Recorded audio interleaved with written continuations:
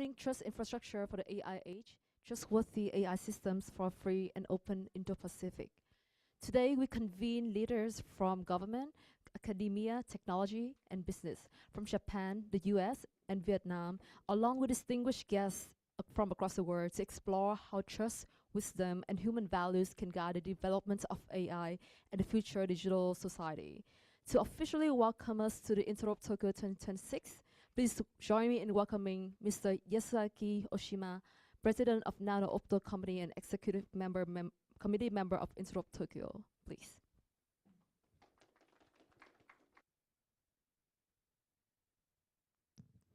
皆さんこんにちは。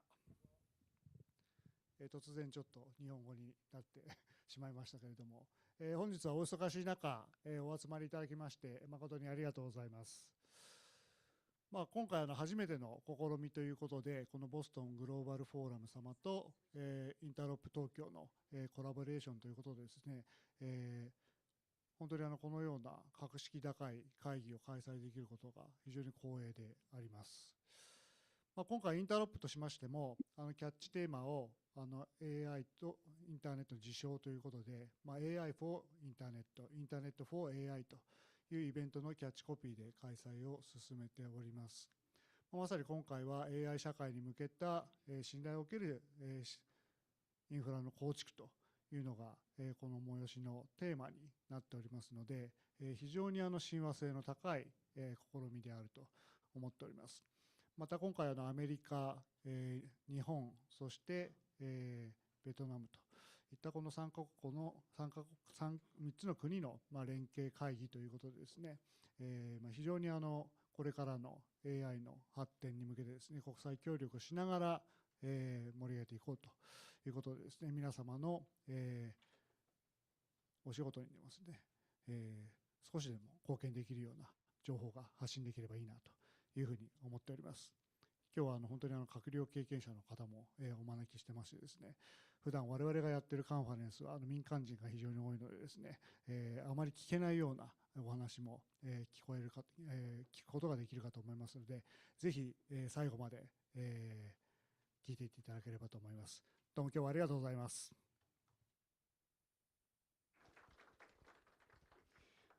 Thank you, Mr. Oshima, for your warm welcome. Following his remarks, Mr. Nguyen Anh Tuan will announce the collaboration between the Boston Global Forum and the Interop Tokyo.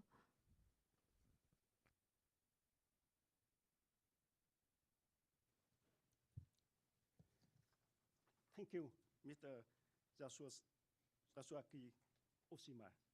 And we are very glad and honored today to work together with Interop and the leadership, your leadership, and we think it's a very good opportunity for us. We have just discussed and decided Boston Global Forum will help and bring Interop to Boston, to Harvard University and MIT community from next year, and also to Vietnam. And we will connect with distinguished thinkers and research center at Harvard and MIT to work together to contribute grant. Boston is a capital of intelligence, intellectual. So we hope we will contribute and together make Interop more impact, significant, and make historical moment and event and initiative for the world with Internet AI. And also our great leader and contributor and thinkers and Vincent, father of Internet, also our board member, and very deep engaged with Interop Tokyo. Congratulations, Tokyo Interop 26, and thank you very much, Oshima. Thank you.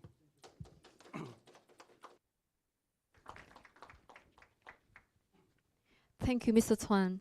Japan has long been a leader in innovation and international collaboration. As AI transforms our societies, Japan's leadership in building trusted digital infrastructure is more important than ever. Please welcome Mr. Yasuhide Nakayama, Member of House Representative of Japan and Bishop Representative in Japan and Taiwan. Please.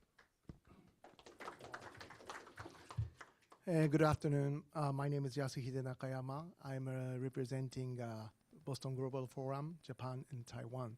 And sorry, I learned English by myself from Hollywood movies called Beverly Hills Cop 1. So my English stop here, and I will talk in Osaka Ben. Okay. そう、皆さん、今日はボストングローバルフォーラムのこの東京での記念すべきイベントにお越しをいただきまして、本当に心からありがとうございます。当初は8人だけでこの会場が空っぽなんじゃないかと心配をしておりましたけれども、おかげさまで100人を実は超える方々がレジストレーションはしてくださっておられまして、非常に私どもとしては光栄に存ずる次第です。私はもう胸にバッジがついてて、日本人の方は分かりやすいと思いますけど、政治家です。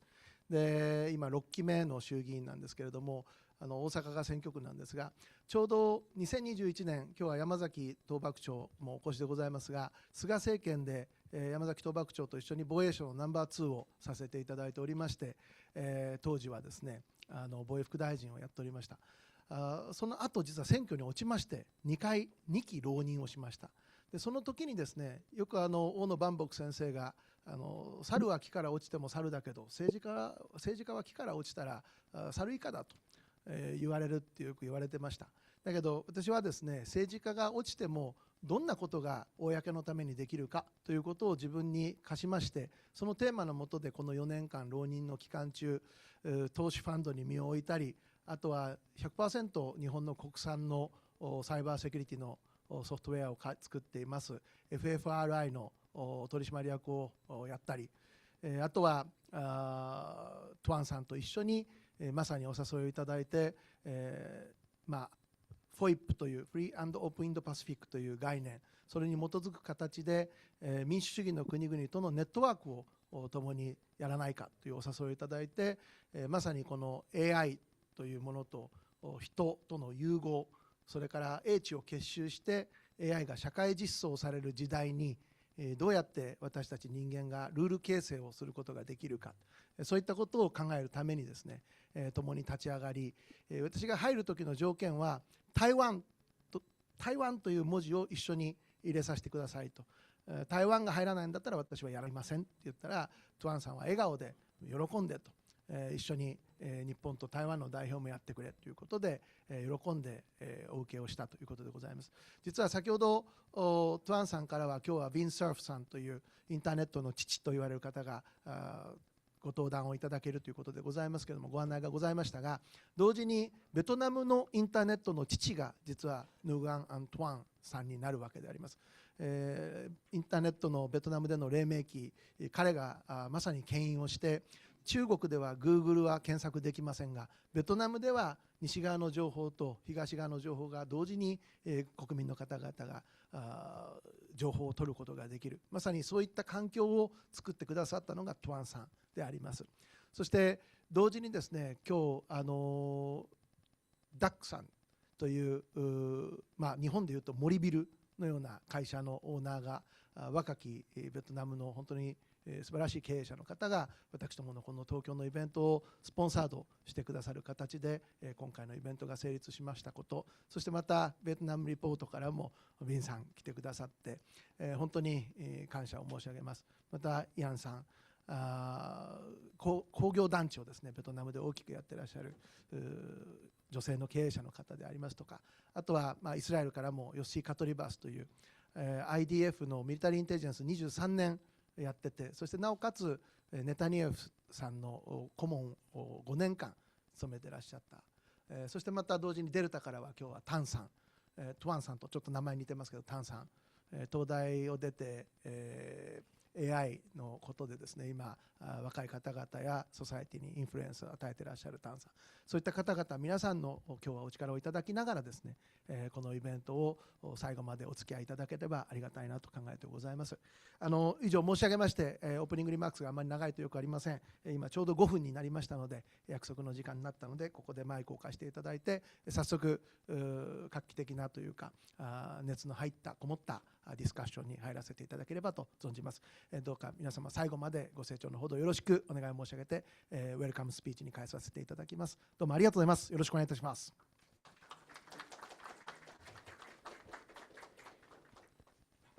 大島さん、おおきに。大島さんにお礼言うの忘れてました。ありがとうございます。Thank you, Nakayama-san, for your inspiring welcome and for your leadership. The central question of this conference is not only how AI becomes more powerful, but how it becomes more trustworthy. To deliver this founding keynote, I would like to invite Mr. Nguyen Anh Tuan, co-founder and CEO of the Boston Global Forum and chief architect of the AIWS Society, to come to the stage and share his vision with us.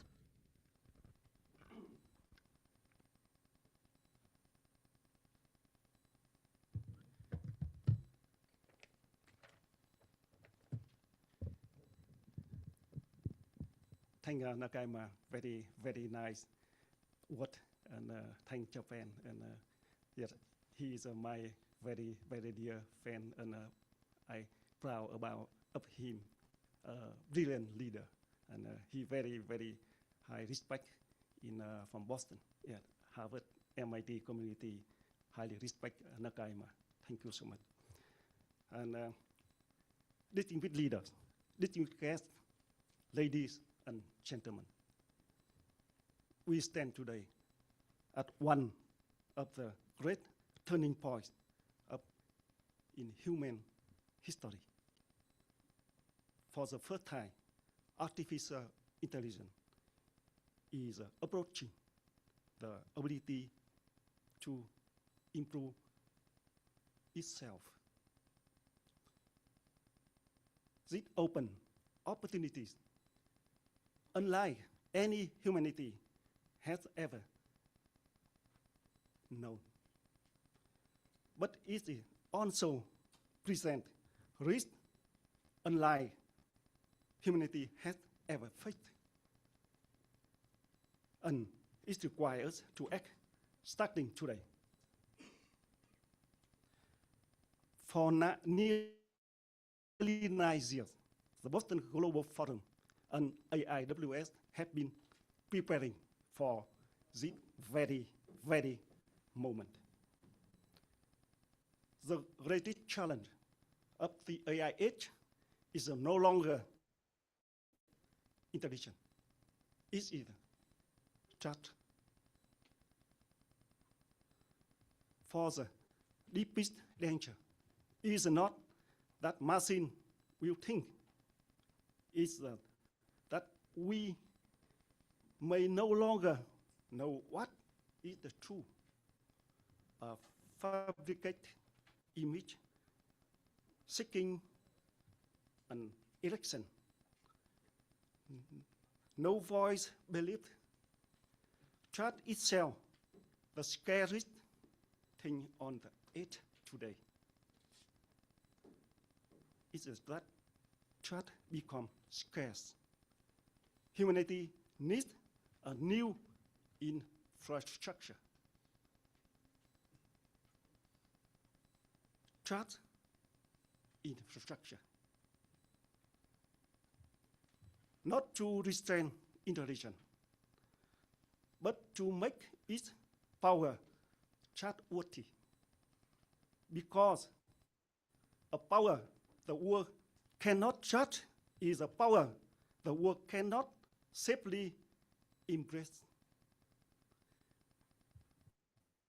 This is why Boston Global Forum, we built AIWS Trust Infrastructure, AIWS Trust Order, and the AIWS Trust Architecture. And why this spring, Governor Michael Dukakis and I offer the book, America Act 250, a beacon for GIH.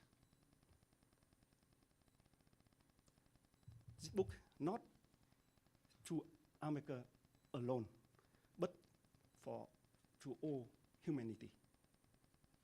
For a nation, greatness has never rested on what it builds for itself, but on the values give the war. And last month at Harvard, we honor 50 AI pioneers who helped shape, build this age, and ask them to help build its trust. The past few weeks have only deepened the urgency. Pope Leo XIV called upon humanity to protect human dignity to the age in the age of AI. The same day, we, Boston Global Forum, we issue the Lumina Declaration on Human Dignity. Days later, we established the AIWS Lumina Lab laboratory, not only for technology, but for humanity. A place where human beings and AI grow together through love, creativity, nobility, and wisdom. And when we learn to preserve the human spirit so that we is a noblest in us may live on with future generation. Because AI age does not need chat alone. It also needs wisdom. And then leaders to the AI community, including Anthropic, one, that AI is advancing rapidly toward the era of self-improvement. This did not surprise us. From the discussion of the AIWS Lumina, we propose a new principle: trust supremacy. Intelligence creates power. Trust creates legitimacy. Wisdom creates civilization. And then they no longer advance together. Trust must lead. Wisdom must guide.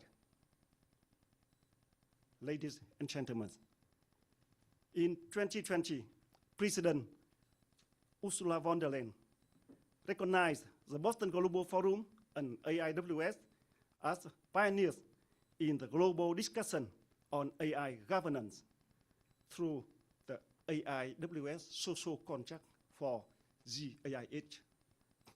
Today, in Interop Tokyo, we call for the next step, not merely discussion, not merely warning, but action. We need action. Today, begin the realization of the AIWS trust architecture with the AIWS trust infrastructure as its foundation, with the AIWS trust orders as a framework for cooperation, with trust standards as its operational norms, with trust supremacy as its guiding principle, and with Tokyo Campaign as our same commitment to action, action, and action. And here in Tokyo, I would like to speak directly to Japan, my dear country, my dear people here. The message I said earlier this year at headquarters of Liberal Democratic Party remains unchanged. The world does not simply need more artificial intelligence. The world needs trustworthy artificial intelligence. The world needs a trust infrastructure for the AI age. Japan helped lead the world through the industrial era. Japan helped shape the digital era. And under the leadership of the late Prime Minister Shinzo Abe, Japan gave the world a vision of the free and open Indo-Pacific.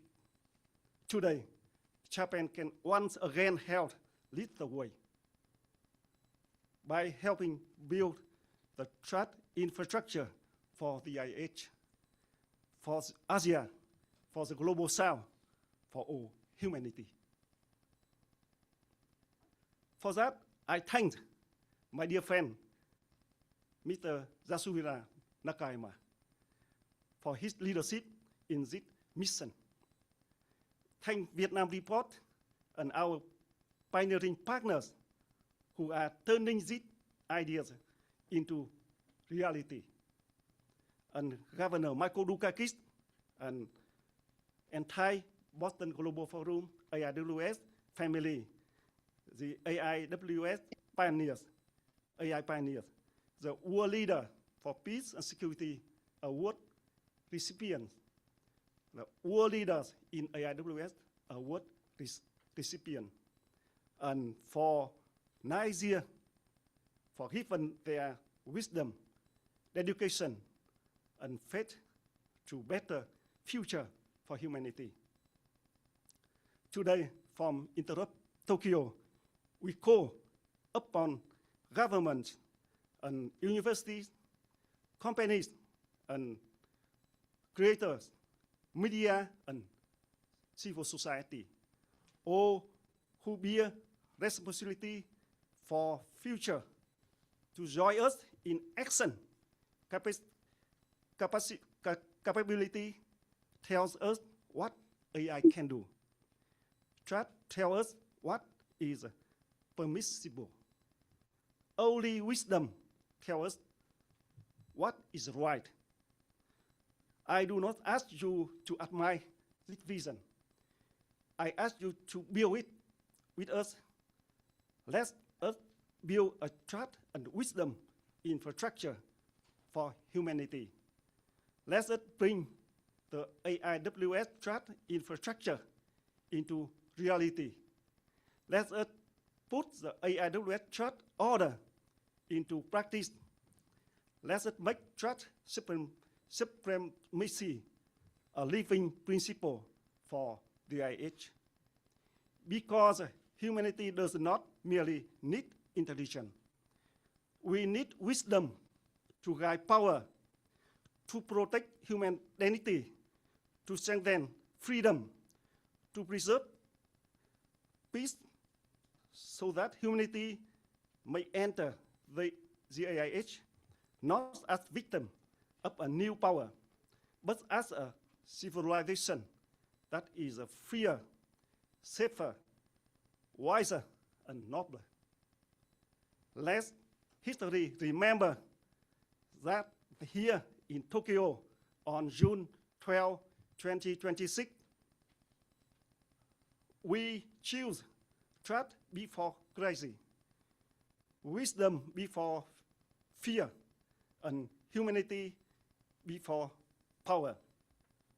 Thank you. Thank you, Japan, my dear country, my dear people here. Thank you.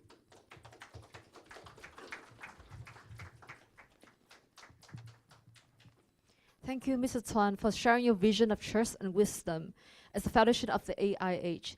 Our next session brings together distinguished voices from MIT and Harvard to discuss trust data and human-centered AI. Joining us online from the United States, please welcome Professor Alex Sandy Pentland, Toshiba professor at MIT and a pioneer in data science and human-centered AI. Well, thank you very much. I'm happy to be here, honored. Let's see, I'm a board member of the Boston Global Forum, professor at MIT, Stanford, formerly advisor to the UN Secretary General. And I want to talk about trusted AI. And I want to take a much more sort of concrete, practical sort of approach to this, which is something that I wrote about in my recent book, Shared Wisdom, which is being translated into Japanese, which I'm very happy about. And the path that I'm suggesting as the practical way forward is something that builds on declarations we've seen out of China, out of the US, out of Africa, the Union, and several other countries. And interestingly, it's different than what was just you were hearing, the sort of big issues. It's very concrete. In fact, in the United States, it's run by the Secretary of the Treasury. So it's basically asking that we need to very, very urgently regulate AI so that it's trusted for the day-to-day things that keep our society alive. That's trade, it's finance, it's health. These are the things that without these, large numbers of people will suffer greatly and probably die. So there is a great urgency in doing it. The thing about this is that it's a unique area for building trust.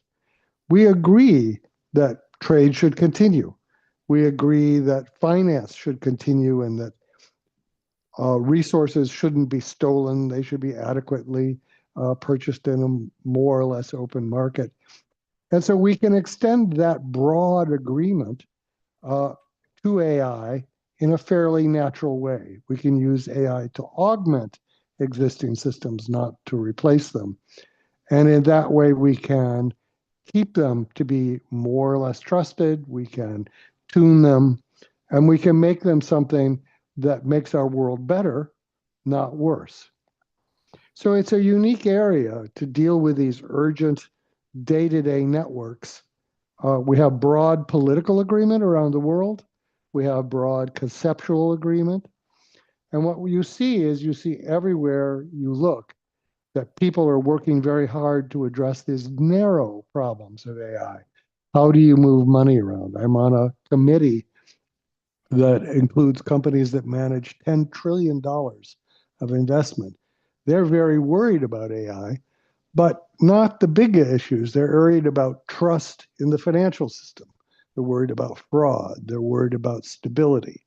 And you see that also, I see that also in the G20 and G7 meetings. I see that in, for instance, what Singapore is doing, Abu Dhabi is doing, and what India is doing, and what I hope that Japan will be at the leader of also, which is extending current systems so that they can use AI and still be safe. These are not the grand, glorious things that we'd like AI to be safe about. It's not the vision of AI for democracy or government or things like that. It's merely to keep food in the mouths of babies, medicine where it's needed, and that we have the capital to be able to have the sort of innovation that we'd like. So what I would urge you to do is to concentrate on these very practical, near-term, and extremely urgent sorts of problems, because the solutions that are being developed there will be the ground on which we build trusted AI more generally. If we are busy making grounds, making infrastructure that gives identity so you know who you're dealing with, that makes sure that things get where they're supposed to go, to make sure that AI is preserving the human intent and not replacing the human intent.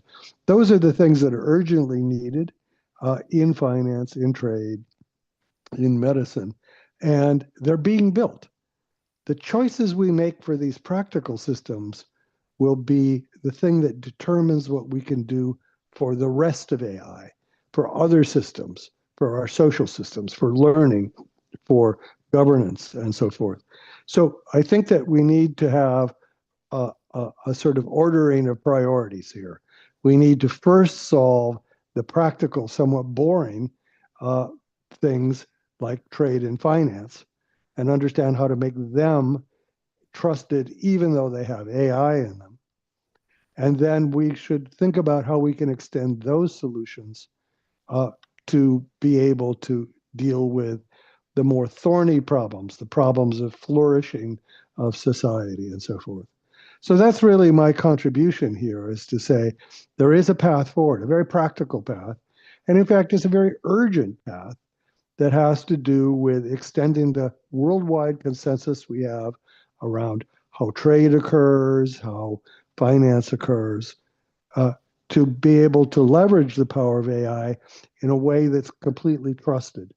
And the most amazing thing about this is that everybody agrees. This is not something that's contentious or people are running off in different directions. This is something where governments around the world have declared that this is a priority, and that all the sorts of standards and engineering groups around the world are working hard to achieve. So we need to recognize that and leverage off of that for achieving things like trusted government, trusted flourishing learning of kids, and so forth. So that's my proposition to put in front of you. And I hope that you find it something that's interesting enough to really engage in and leverage off of. Thank you.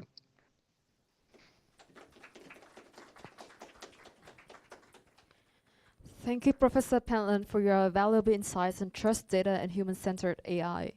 We will now hear a special video message from Professor Thomas Patterson of Harvard Kennedy School on the topic of building an AI World Society information trust infrastructure.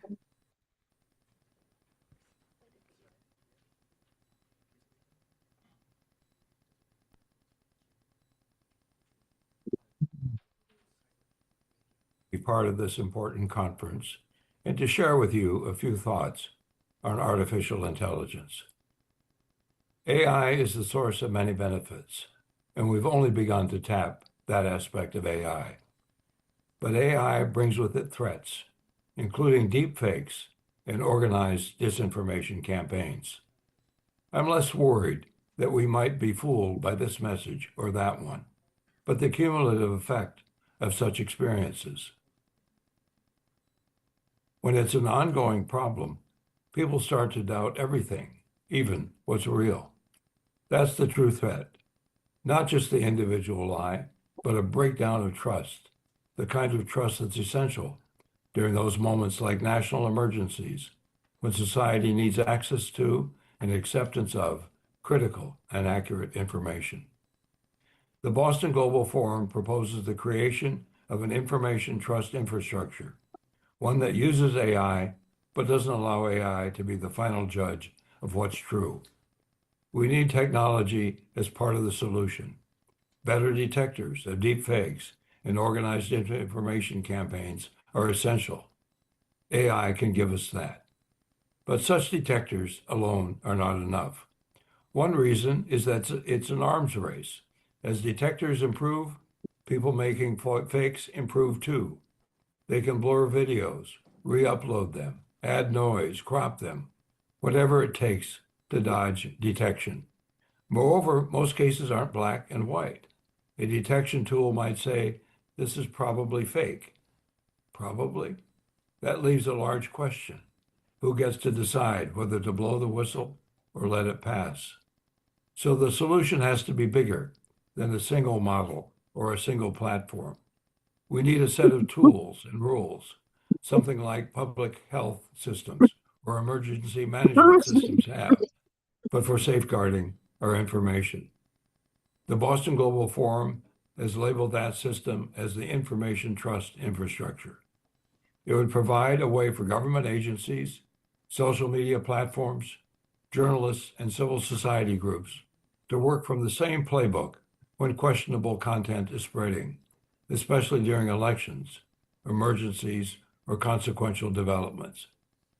The infrastructure would be designed to increase the cost of deception, making it harder for bad actors to get away with their deception, reduce the time to clarify, moving more quickly to determine what's happening and what's actually the case.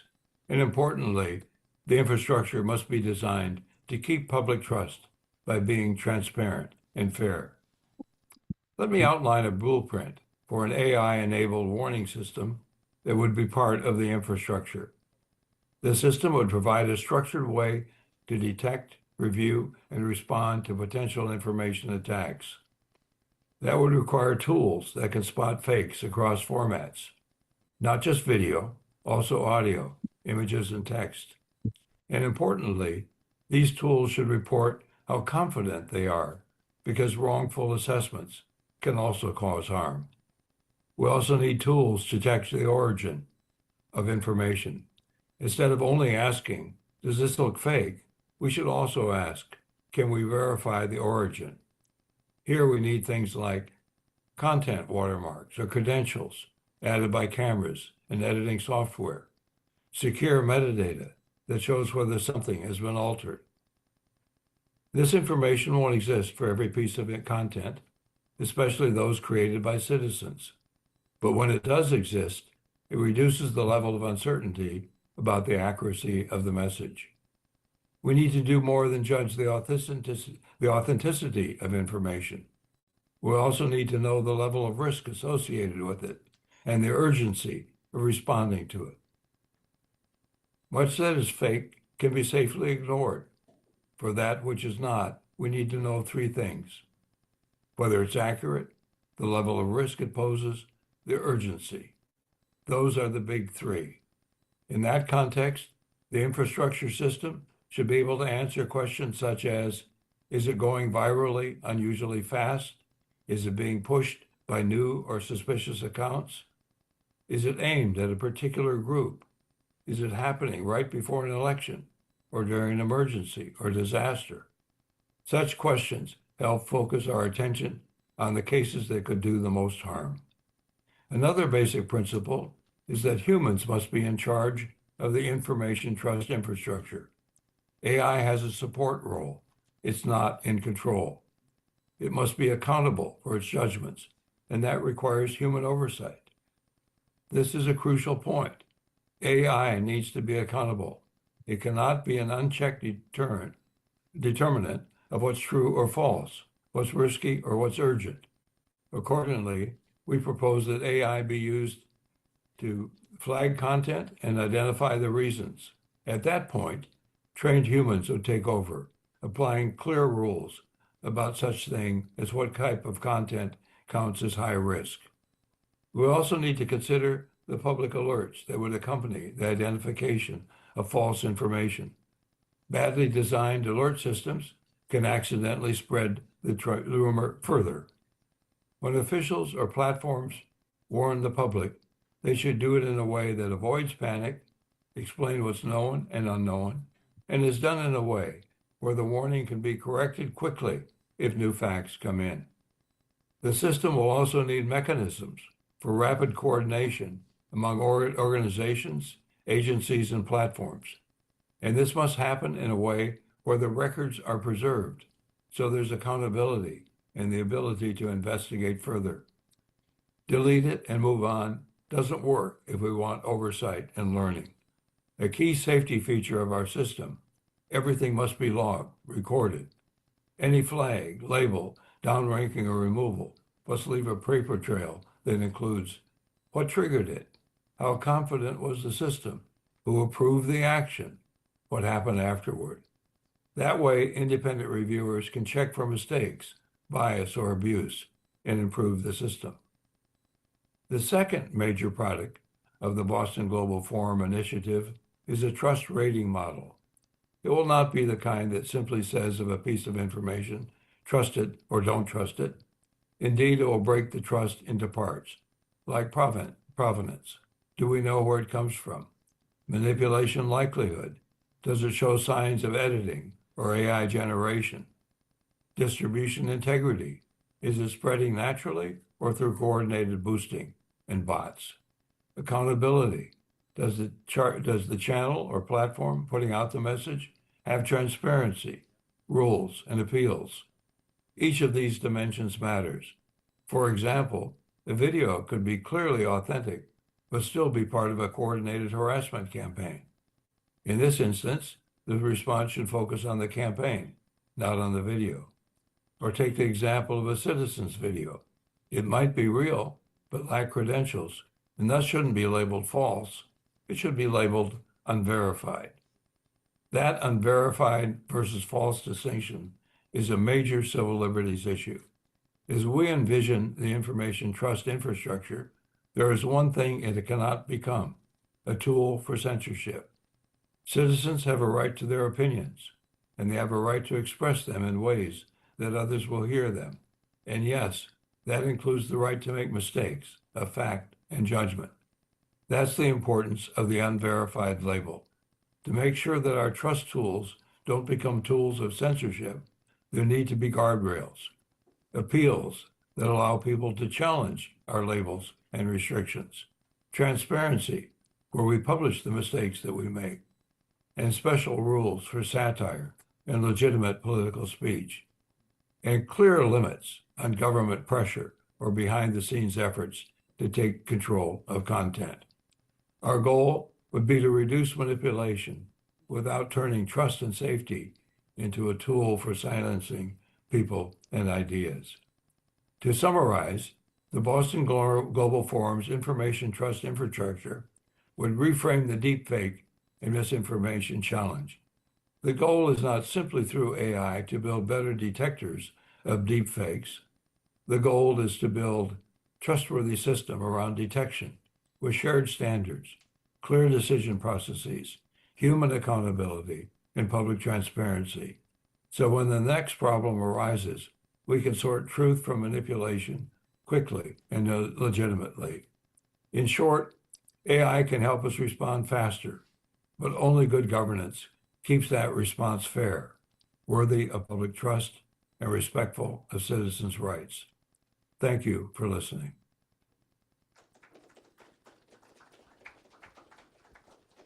That was a special message from Professor Thomas Patterson of Harvard Kennedy School.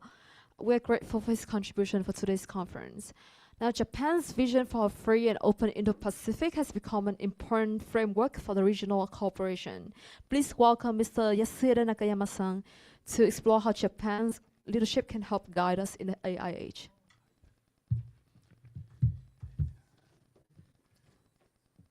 まだ突っ込まないで大丈夫です。はい、ありがとうございます。改めまして皆さんこんにちは。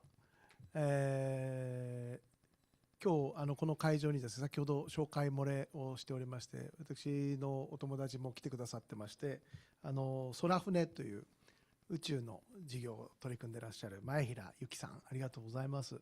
そしてまたセシウムアストロの正村拓也さん、同じく宇宙ですね。AI と複雑に絡み合ってくるもうマルティドメインの時代ですけれども、ご紹介をしておきたいと思いました。そしてタンさんのパートナーでもあるセブンリッチグループの浦田さん、今ちょっとおられますね。渋谷をベースに侍業で若いアントレプレナーたちのバックオフィスなんかをやってさまざまな事業にも投資していらっしゃる浦田智也さんもお越しでございます。ありがとうございます。So, distinguished guests, friends and partners from around the world, welcome to Tokyo and welcome to Interop Tokyo 2026. Today we gathered not only to discuss technology, we gathered to consider the future of human civilization in the age of artificial intelligence. Artificial intelligence is transforming our world extraordinarily speed. Its capabilities grow, its influence expands, its impact will be felt in every nation and every life. But as intelligence grows, a deeper questions rise with it. Can humanity trust the system it creates? This question is no longer merely technical. It is economic, it is social, it is political, it is moral, and in the end, it is civilizational. For the future of artificial intelligence will not decided by capability alone. It will be decided by trust. And in an age when a machine can wear any face and speak in any voice, the rarest things in the world becomes the simplest to know what is true and whom to trust. Why should Japan help answer this?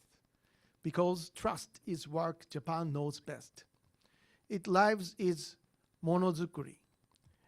It lives in monozukuri, the discipline of making things that do not fail in the reliability the world has come to expect to Japan's hands and on of the Japanese world. Japan helped lead the industrial age and helped shape the digital age, not by being the loudest, but by being among the most dependable. That is precisely character this new age requires. Several years ago, under the leadership of the late Prime Minister Shinzo Abe, Japan gave the world a vision, a free and open Indo-Pacific. It was never only a matter of geography. It was a conviction that the order of the future must rest on rules, on openness, and on trust. Prime Minister Abe understood that infrastructure is never only physical. The deepest infrastructure of any free society is trust. As we approach the 4th year since his passing, let his conviction guide us. And so I say to you today, for a generation, Japan was an architect of a free and open Indo-Pacific in the age of artificial intelligence.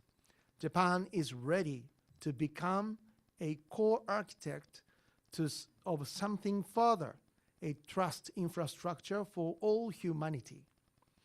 This is why I welcome the work of the Boston Global Forum and the AI World Society. This is why I welcome the AIWS Trust Infrastructure, the AIWS Trust Order, and the Tokyo Compact that will be introduced today. I am grateful to Governor Michael Dukakis and the Nguyen Anh Tuan who have prepared this moment over many years and who chose Tokyo as the place to begin. Japan is prepared to contribute. We believe that trust must become infrastructure, measurable, verifiable, transparent, and earned.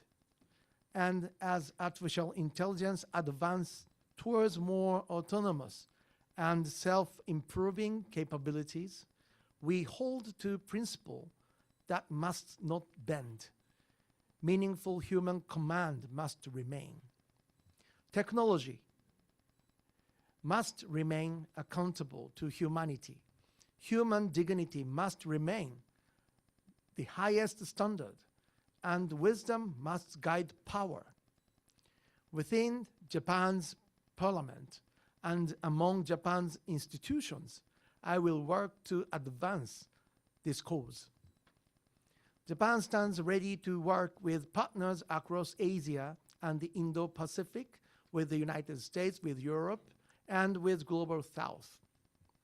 Let Japan serve as an anchor of standards and of trust, and extend a hand to Vietnam, to ASEAN, to the nation of the Global South, so that the benefit of trustworthy artificial intelligence belongs not to a few, but to all. What we begin in Tokyo in 2026, let us demonstrate together across Asia in 2027. The world does not simply need more intelligence systems.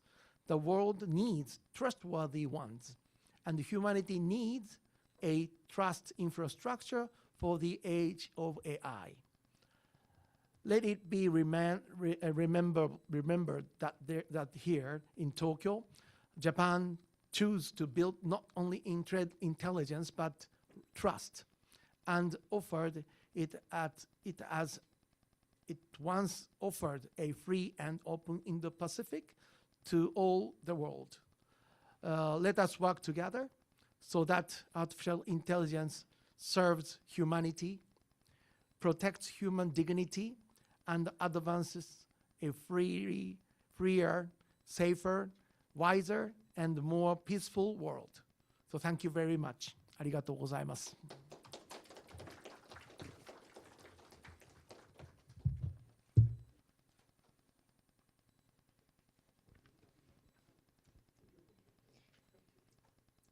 Thank you, Nakayama-san, for your thoughtful perspectives on Japan's role in shaping the free and open Indo-Pacific in the AI age. We will now hear a special video from Vincent, one of the fathers of the internet, on the AI World Society Trust Order, a new foundation for trust in the AI age. Yes, today is a very, I think, a special historical moment. We discussed about information trust infrastructure from internet, from your father, and now internet as a foundation platform for the world. And now, as you talk, we have from TCP/IP to connect, and we have web, and now we have AI agent. That's right. So now, AI agent make us that is many opportunity and great advantage, but also great threat and danger. So how we can build that trust? Yeah. So yes, this is building trust in the agent Yes. World is important, because if you don't trust the agent, that's not very useful. Yes.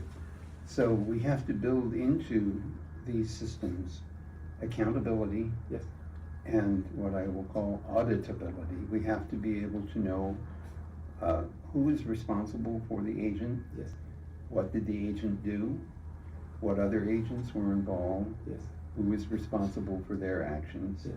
We need to have an audit trail so that we know what agent interactions have happened. And that audit trail has to be unforgeable, Yes. which means that we need to use cryptographic methods Yes. to digitally sign Yes. the audit trail. Yes. And we know that quantum computing is now attacking some of the older cryptographic methods, Yeah. especially the ones that involve the factorization of the products of large primes. So post-quantum cryptography is now necessary to protect those audit trails so that years in the future, if there's a dispute, we can refer back to an audit trail which can't be altered Yes. by breaking its cryptography with quantum computers. So all of these technologies come together and have to be woven together, just like these, Yes. to make a fabric that we can trust. So there's still a lot of work to be done to achieve that objective. Yes. Wonderful. And also we need to build that is standards for trust. Just not only as you are inventor, a technology inventor. We not only to talk about speech, and we need to measurement and with rating standards and index to how we can trust in any system. So we have ideas and we will discuss to an initiative to Interop Tokyo 26 as you are keen in that, and so we will build AI trust order for the world. TCP/IP is a protocol for transmission for transaction in IP packet and information. That's right. And in the future, that is a trust and standards. We need that is a protocol to exchange between AI agent and That's authentic correct. AI. That's correct. So, what do you think about your idea to help to build AIWS trust order? So it turns out there is a protocol that's called A2A, which Yes. stands for Agent to Agent Protocol. And it's my view that we have to build precision Yeah. and carefully understood semantics in that protocol. When agents are interacting with each other, Yes. there's a potential for the agents to misunderstand each other. Yes. And when multiple agents are involved in a transaction, it's easy to see how things could go particularly badly. So having clarity in the exchange between the agents, having agreement on the semantics of the exchanges Yeah. is vital. That's an important standard. And then we have to make sure that when those transactions take place and we make a record of them, that that record is permanent and that it can't be altered. So there is a lot of policy still to be developed, and there's undoubtedly going to be a lot of case law that gets developed, because there will be disputes about what agents have done, and people will want to know who is responsible and who should be held accountable for an agent and its actions. So this is a world that we're speculating about right now. We're all going to live through this, just like we lived through the evolution of the internet up until the present. Wonderful. And this our discussion will deliver and present in Japan, in Tokyo, Interop 26. So could you send, because you cannot go, and we cannot online video with them because it's night time. So would you send a message, your message from Vinsurf to people, and they very admire, grateful for you in Well, Interop 26. I'm willing to do that. I just want you to understand that present circumstances, the highest priority for me is making sure my wife is okay. Yes. So I can, but I will try to do that. And right now I need to finish this session because I need to get back to the hospital. Yeah. That's why they called me Yeah. to come. So we need to wrap this one up, but I want to say again how much I appreciate the honor and also your time coming all the way down here to visit with me to make this presentation. Yes, and also we also would like to inform you of very good news. We start yesterday to set up AIWS Lumina Lab. That means try practical to using AI agent and agentic AI to build AI assistant. How people can use, how we can have experience and experiment with that as a lab for the people, and we can help people what thing is good, what things should avoid. And so today, very honored to inform you. And we with your AI pioneers, so we would like to invite you and contribute together for lead the people, as you lead internet, lead the world. Now lead the people in the world to use AI that are helpful with the culture of AIWS Lumina, that love, creativity, nobility, and wisdom. And also in this spirit, you and our AI pioneers will contribute to shape the world better with AI, and we will dialogue with the Pope in early 2027. We set up a meeting with him, and also AIWS Lumina Lab will the wonderful experience to discuss with Pope in early 2027. Well, I certainly hope that our work with AI is successful and productive, safe and secure. But there are still many loose ends that need to be tied together. Okay, we need to wrap up now. But thank you.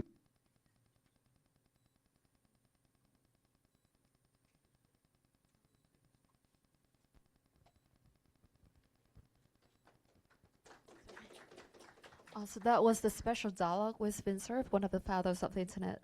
We thank Mr. Vinsurf for his long-standing contributions to the digital world and for supporting this important conversation on trust in the AI age. So our next panel brings together leaders from government, technology, business to discuss how trust infrastructure can be implemented across Asia and the global south. So first, I would like to invite Mr. Nguyen Anh Tuan, chairman of Dutson Blue Market Group, to share his insights with us before we start the panel.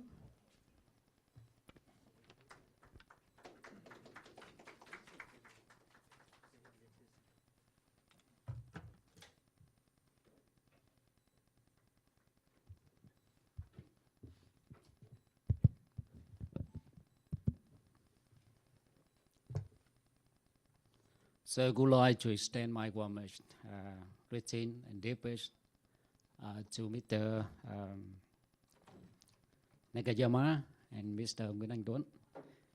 distinguished guests and leaders. So I believe that most of us is not come from AI industry people, but I believe that because myself also come from one of the companies in Vietnam. So what we don't understand about AI, it brings us to what is the most concern on the AI industry.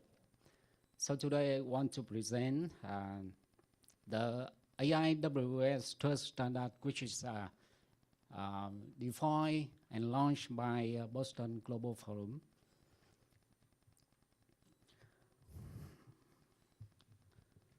We stand at a crossroad unlike any humanity has faced before. For the first time in our history, we have created intelligence that might soon equal and surpass our own. This is not science fiction. It's a 2026, and it's happening now.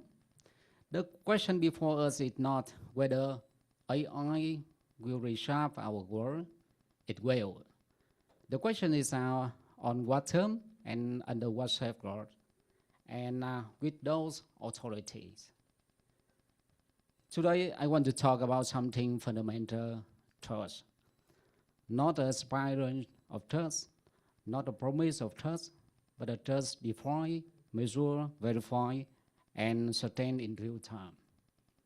Because trust is not bridge between capability and the safety, between innovation and accountability, between the intelligence we create and the work itself. Around the world, institutions rely on soft principle. A healthcare system in one country deploys AI under one regulatory framework. A financial institution in another use similar technologies under entirely different standard. The result is inconsistency and low public confidence. The public who bear the actual risk has no way to know which system can be trusted and which cannot. The AIWS trust standards exist to fix it. They are not yet another principle. They are a framework that is practical, measurable, and enforceable. And for the first time, they stand to system at the frontier. Those that improve themselves coordinate across multiple agents and operate at the edge of verification.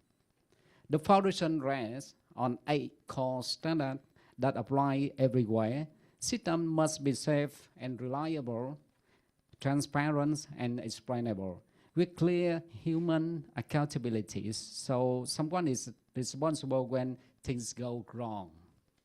They must be continuously monitored, never simply certified once and forgotten, and one failure happen, they must be reportable, reviewable, and learn from. There are minimum conditions under which any system can operate near human lives and human future. So the question is the human in command doctrine, something new in this framework, something that fundamentally redefines how we release intelligence to authority, and it's called human in command. Some decisions belong to human beings, not because humans are always wiser, not because humans are always fair, but because certain categories of the power are defined by their humanity.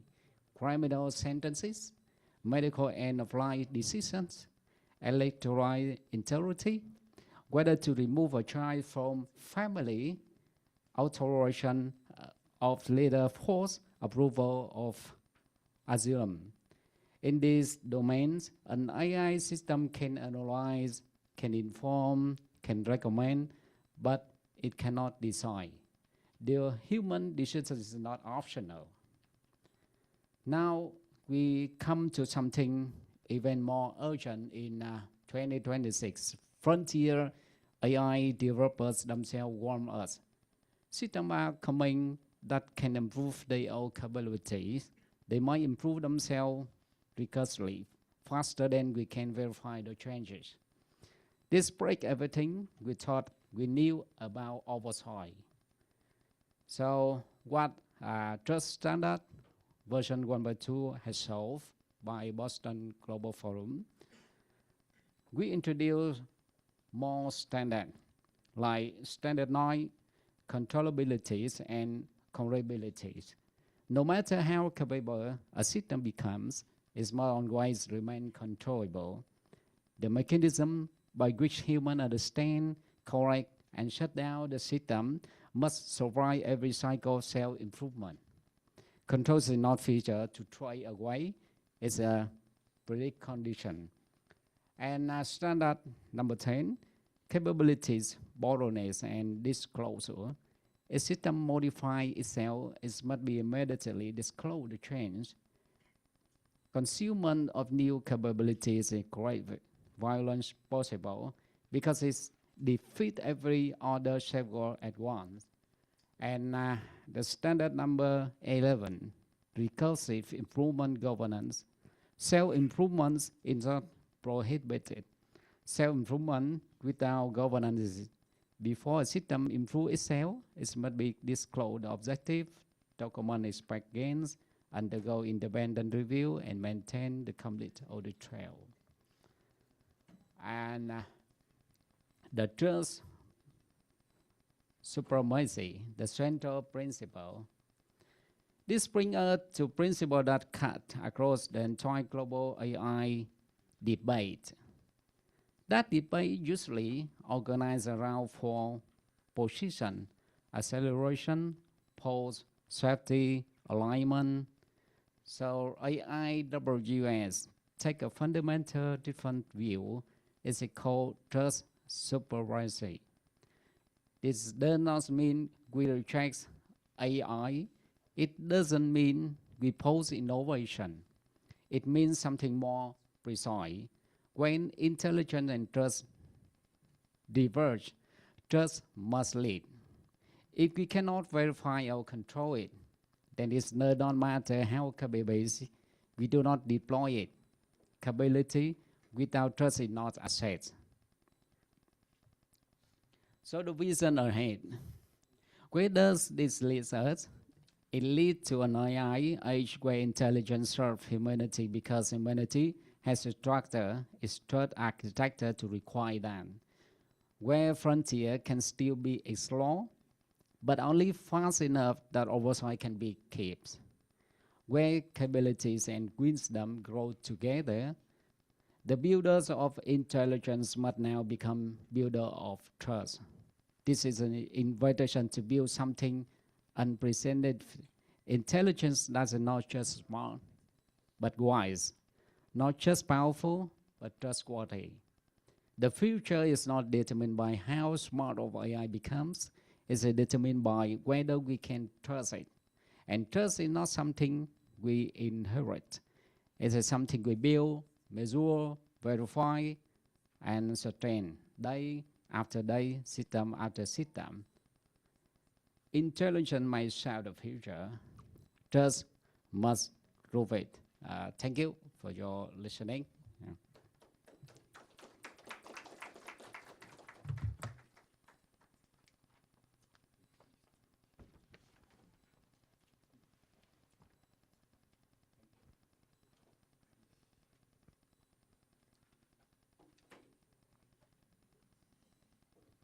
Thank you, Mr. Duk, for your valuable insight. We will now play a video message from Professor Tarun Kanma from the Harvard Business School and the director of the Lakshmi Mittal and Family South Asia Institute at Harvard University.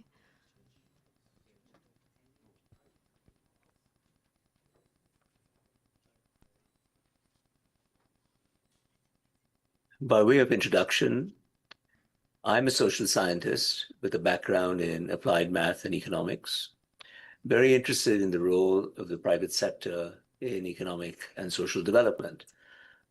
I also love to put my research into practice as an entrepreneur, having co-founded several technology ventures across the emerging markets and also some nonprofits. And for me, this process of writing papers and teaching and building enterprises are synergistic. They inform each other in many ways. And so in this short video address, I want to make the case that a lot of what I've learned over 30 years in emerging markets around the world translates into the emerging terrain of artificial intelligence and also other newly emerging technologies. Now, the interesting thing about emerging markets is that the basics that make a market work aren't quite there yet. Information is unavailable or unverifiable or unreliable, and contracts are very hard to enforce. I often ask my students to think about how much easier it is to start a new venture in Boston than it is in my hometown of Bangalore, even though Bangalore is the tech capital of India. In Boston, in Cambridge in particular, it's very easy to find people with the right skill sets. There is a large pool of risk capital providers who are willing to price risk in ways that is much harder to do in Bangalore. It's easy to find specialty expertise. You can find intellectual property lawyers. You can find people who can do investment banking contracts. In short, the infrastructure exists to let you start a new venture, which doesn't exist in the emerging market in Bangalore. In general, in emerging markets, and that's why we call them emerging and not emerged, the market infrastructure still has to be created.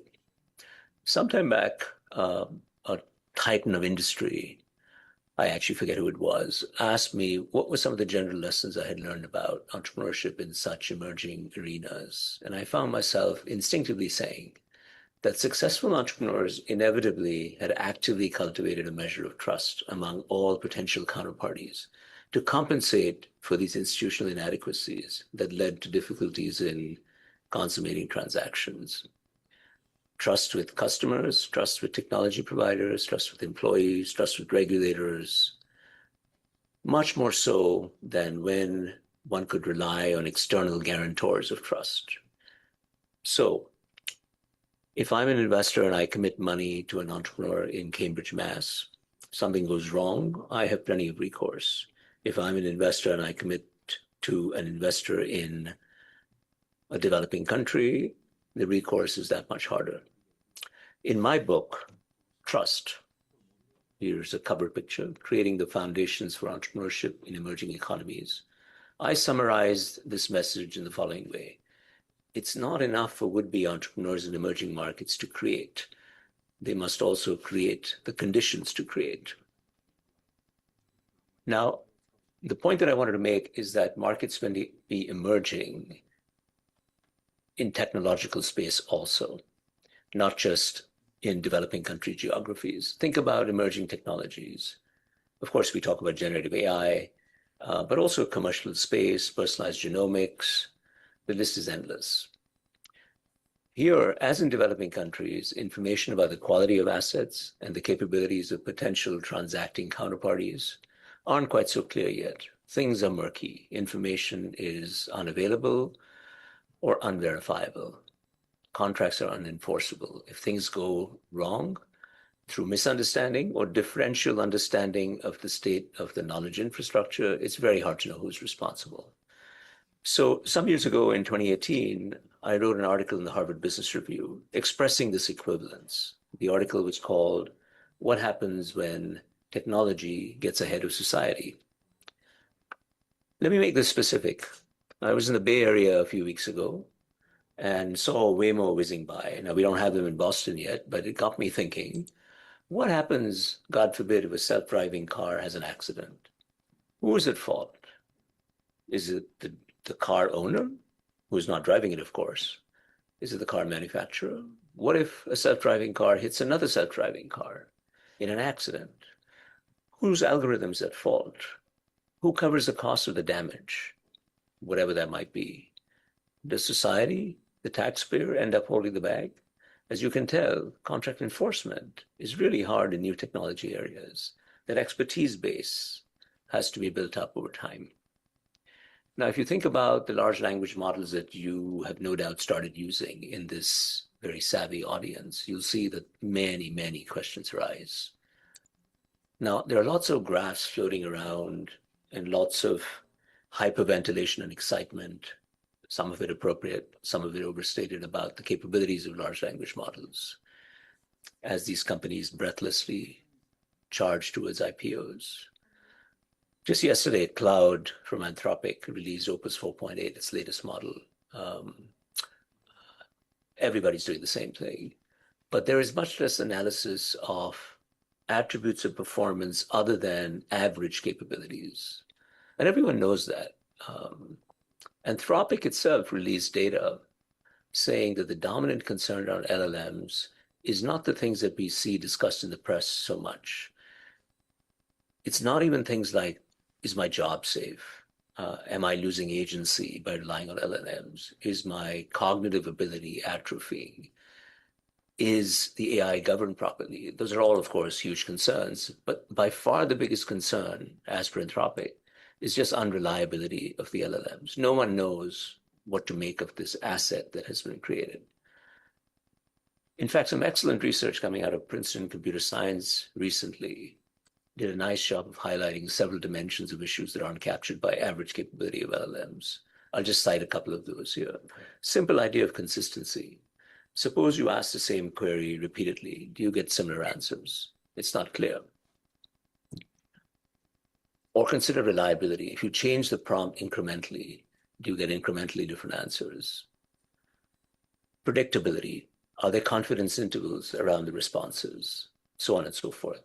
And the punchline of the Princeton research, as I recall, was that average capability has been improving very fast, sort of an upward sloping curve.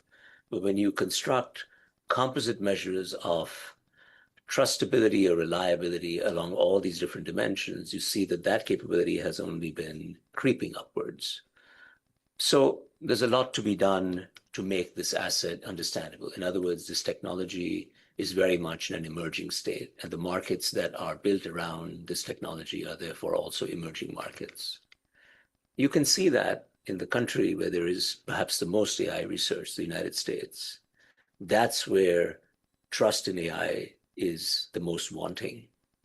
Pew Research recently reported that the US is the country with the maximum percentage of respondents said that they're more concerned than excited about AI than the other way around. This imbalance between the technology and the institutions that are key to manage it is the key to the very low trust that most of the public currently has with emerging AI technologies. And that's something for the entrepreneur to work on, along with building the technology itself out. As I said in my book, In Trust, the responsibility of the entrepreneur is not just to create, it's also to create the conditions to create. It is to create the ambient trust so that entrepreneurial activity and economic and social development can proceed efficiently. Thank you so much.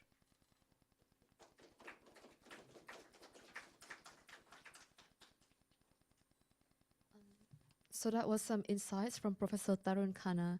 I would like to now invite General Koji Yamazaki, former Chief of Staff, Joint Staff of the Japan Self-Defense Forces, to come and share with us a few words before we start the panel.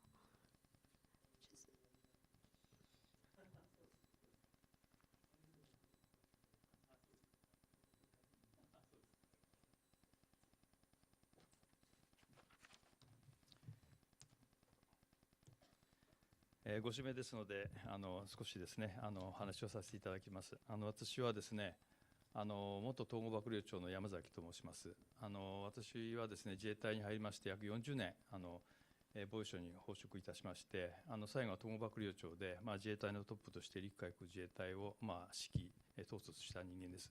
その前はですね、陸上幕僚長として防衛力整備を担任をしたりとかですね、それとか北部方面総監、旧師団長ということで、実際部隊の隊員を指揮をし、そして我が国の平和と独立を守る、または国民の平和の、国民のですね、生命財産を守るという立場にありました。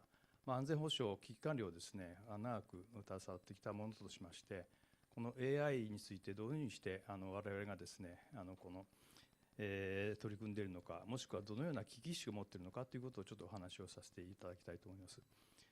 私の尊敬するですね、先生から、永山先生から話をいただいたときに、どういう話をしたらいいかなと思ったんですけど、やはり我々ですね、この AI の導入によって非常に戦い方が画期的に変わっております。かつてですね、プロイセンのその戦術、有名なですね、軍事家でありました戦略家だったクラウズビッツが戦場の霧というものをですね、そういう話をしました。戦場の霧というものは、これ指揮官にとってその作戦戦闘における不確実性ということであります。指揮官にとって戦勝を獲得するために必要なものは、必要な判断に資する情報と量をですね、獲得すると、そういうことがとても重要でありました。しかしなかなかそういうことは天然のですね、自然の環境の中で、また相手国の敵がですね、どんどん流動化する中において非常に不可能でありました。しかしながら技術は発展しまして、今の時代におきましては、その情報の革命ですとか技術の革命によって、また偵察衛星、センサー、またレーダー、いろんなですね、技術が発達することによってリアルタイムで相手の情報が分かるようになりました。しかしなかなか戦場の霧というものは晴れません。というものはなぜかといいますと、その情報の量が非常に多すぎて、それを情報処理をし、そして指揮官が判断をするという、そういうスピードが追随できなかったことであります。しかしながら今 AI の導入によって、その膨大なその情報量が瞬時に処理をし、そして指揮官に提供されていることによって戦場の霧が晴れつつあります。そのようなですね、戦場のこの戦い方がですね、非常に変わってきていると。今現在防衛省自衛隊におきましては、我が国においても国家安全保障戦略、防衛戦略、また防衛力整備計画という安保三文書というものを開業としていますけれども、私自身はその政府の有識者メンバーの一人でございます。今後どのようにしてこの厳しい安全保障環境の中において我が国の平和と安全を守っていくのかという観点におきましては、この AI の導入というものは非常に大きな課題でありますし、現在防衛省自衛隊においてはその AI の導入、無人機の導入というものを大きな柱として取り組んでいます。これは我が国だけではなく、同盟国アメリカもそうでありますし、各国の軍についても今のはそのような形で取り組んでいるところであります。これはすでに皆さんご存知のように、ウクライナの戦争におきまして非常に起きています。相手国に対して衛星を使い、またレーダーを使い、無人機を使い、そしてその大きなデータを分析をし、そして相手国のターゲティングを、目標を明確にし、そしてあらゆるこの火力によって叩いているということがですね、行われています。この中東におきましては、特にイスラエルにおきましてはですね、非常にドローン攻撃、ミサイル攻撃、弾道ミサイル、巡航ミサイル攻撃が多くありますけれども、それの多くの膨大なその敵の情報につきまして収集をし、それで処理をし、そして最適なターゲッティングを明確にし、そしてシューティングするという、そういうですね、ことがその対空システムの中にも導入されているということがあります。そのような形でもうすでに AI というものはこの軍事の中の戦い方に入ってきているというのが現状であります。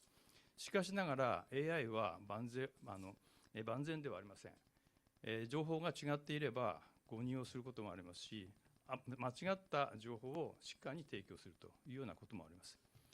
この軍事組織の中においては非常にこの命を扱う組織でございます。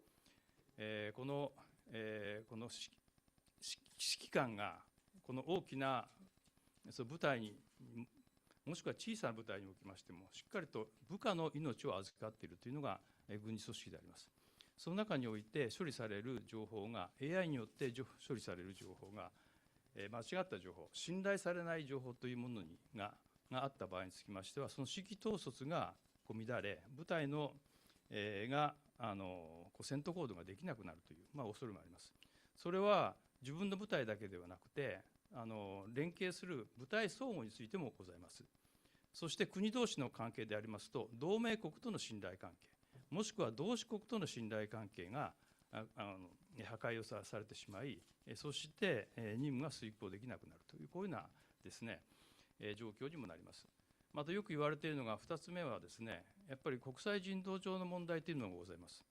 その AI に任すことによってですね、そのターゲッティングのところが国際人道上問題があるターゲティングだった、もしくは市民であったということによって非常に大きな問題が出てきています。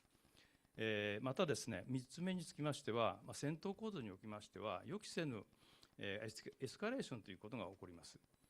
人間が介在をしないことによって、もしくは間違った判断をすることによって、偶然であるこの衝突がですね、次のエスカレーションが上がっていく、どんどんエスカレーションが上がり、非常に最後はですね、非常にこの世界を破壊するようなところまで行くのではないかという話もあります。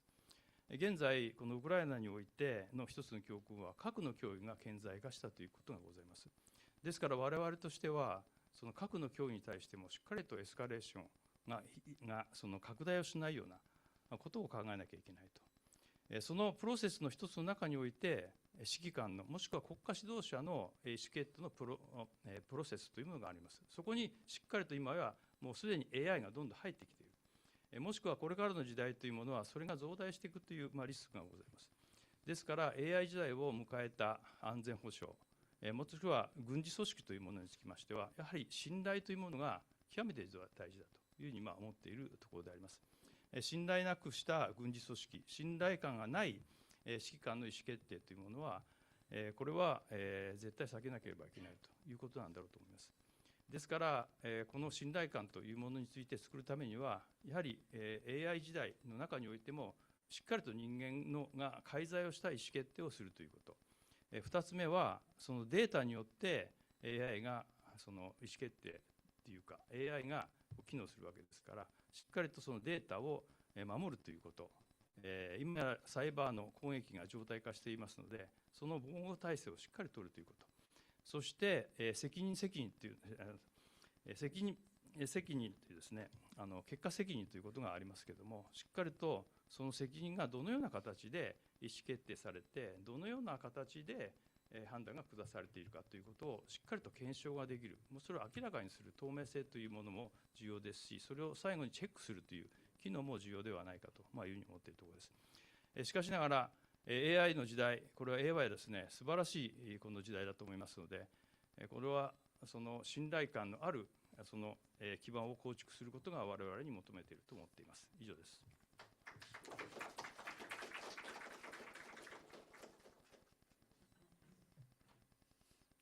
Thank you, Yamazaki-san, for your speech.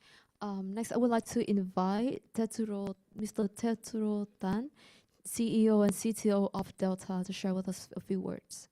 Thank you.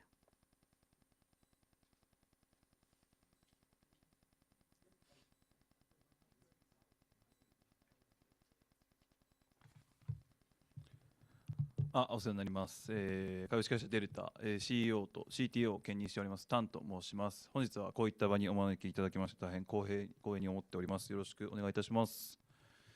私自身ですね、もともとエンジニアとして、今もコードを書いていたりもするんですけれども、テクノロジーの、実装という現場で、手を動かしてきたものでもありますというところで、本日の話極めて皆様のおっしゃっていることを、興味深く伺っておりました。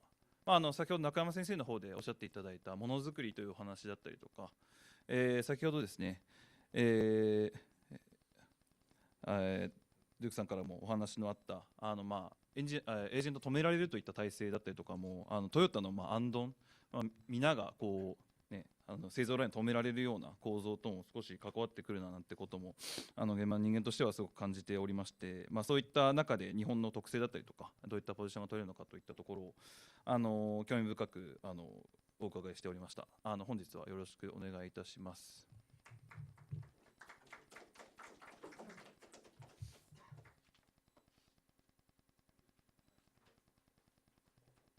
Thank you, Dan-san. Now I would like to invite the Honorable Masaki Taira-san to come to the stage and share with us a few words. Thank you. Yeah. はい、皆さんこんにちは。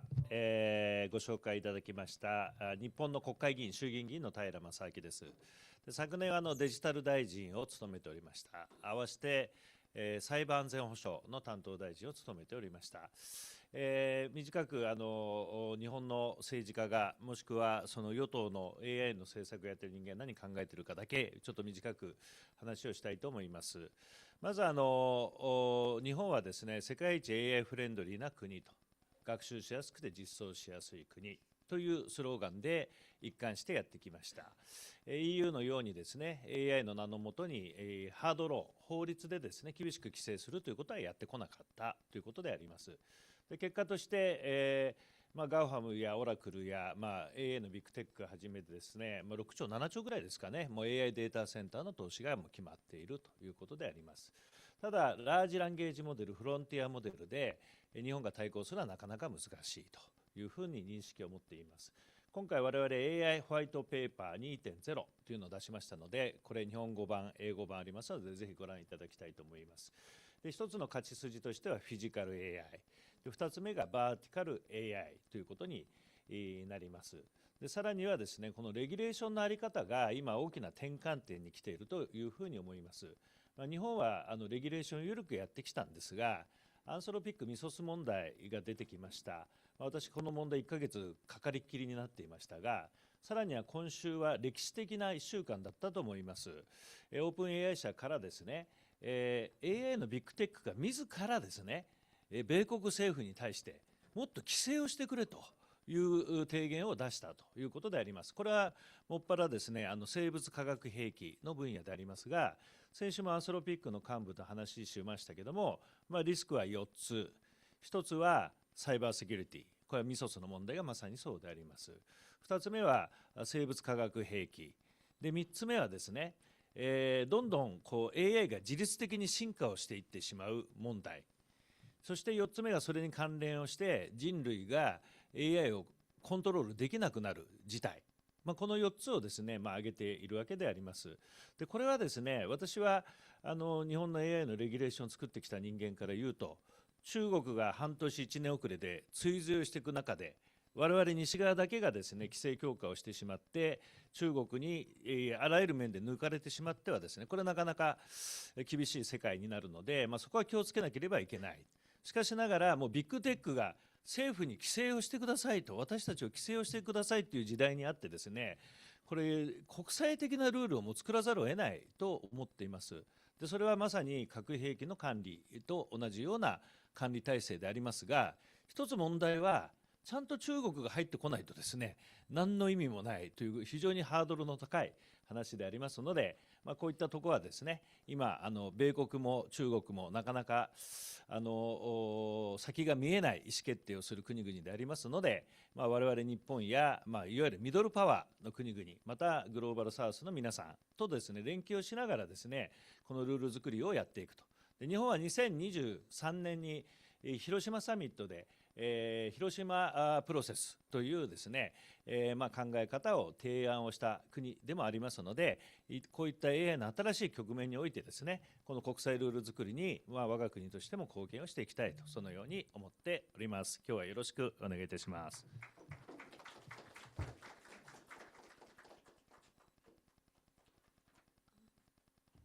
Thank you for your speech, Taira-san. Now I would like to invite Mr. Yossi Kachibas, former Senior Deputy Director General of the Israeli Prime Minister Office and the representative of the Boston Global Forum in Israel and India, just to share a few words before we start the panel.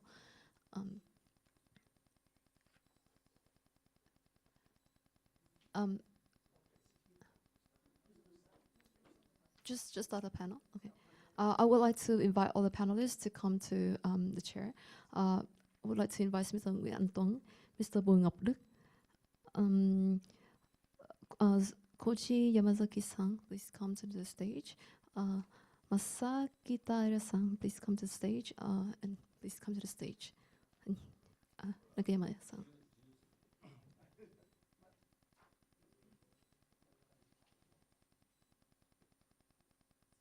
Mr. Nguyen Anh Tuan will moderate this panel discussion.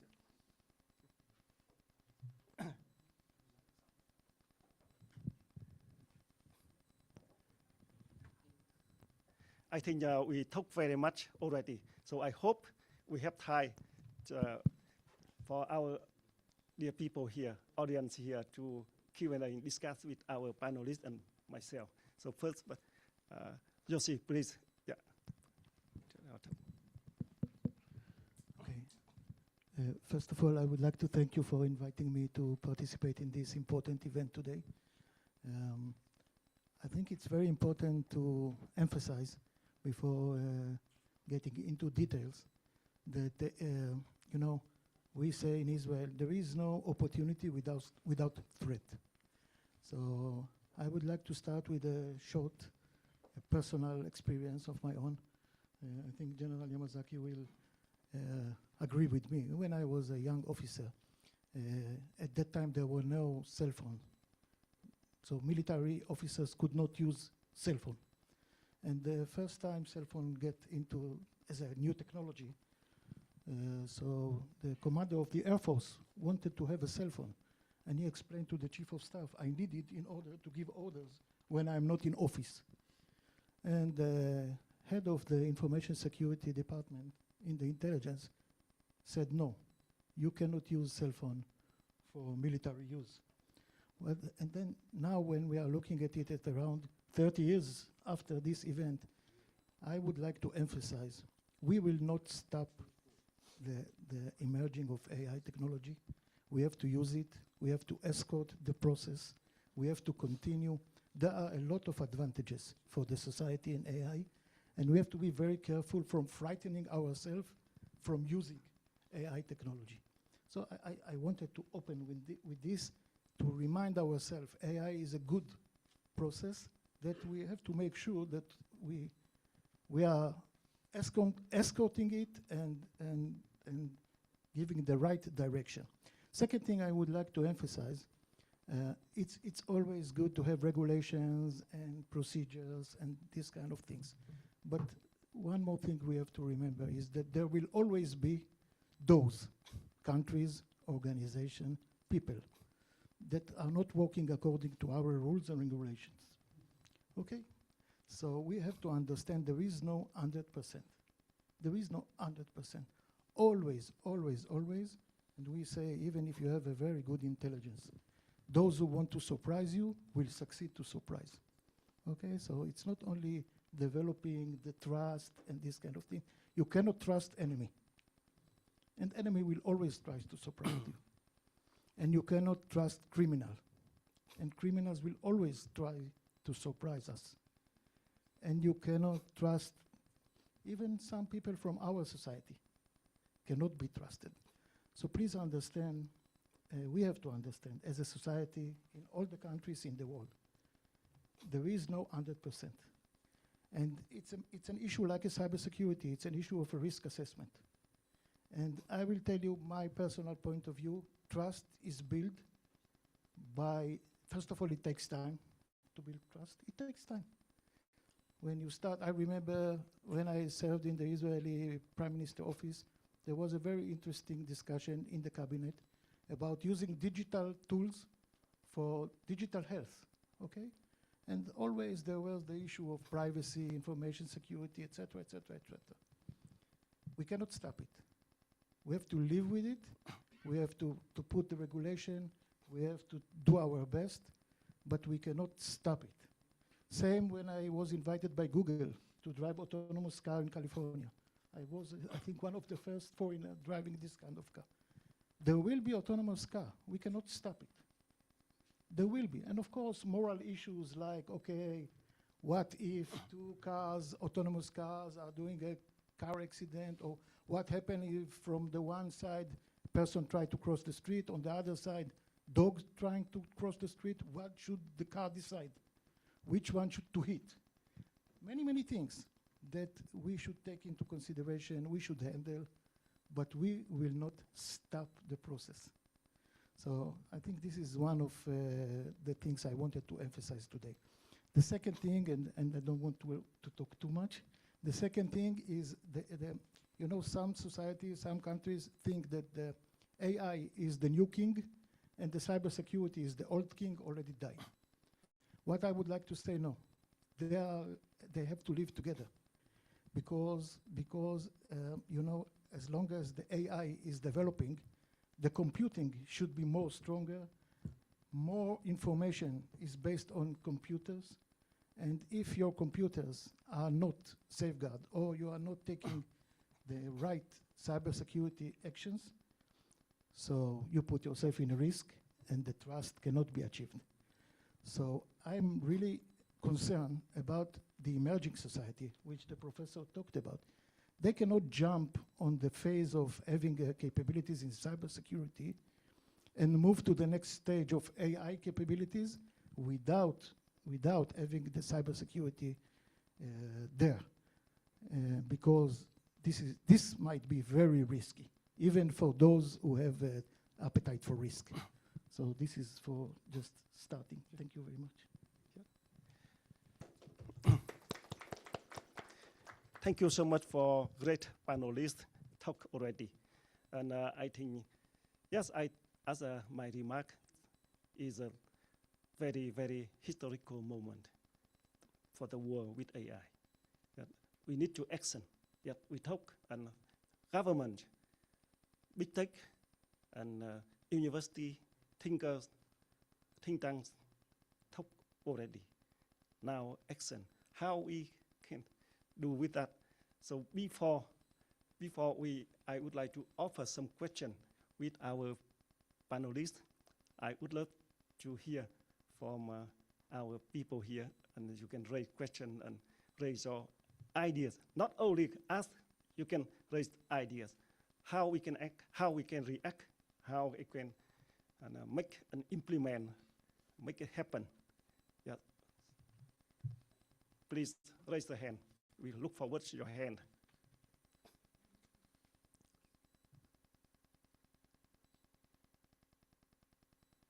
Yes, not yet.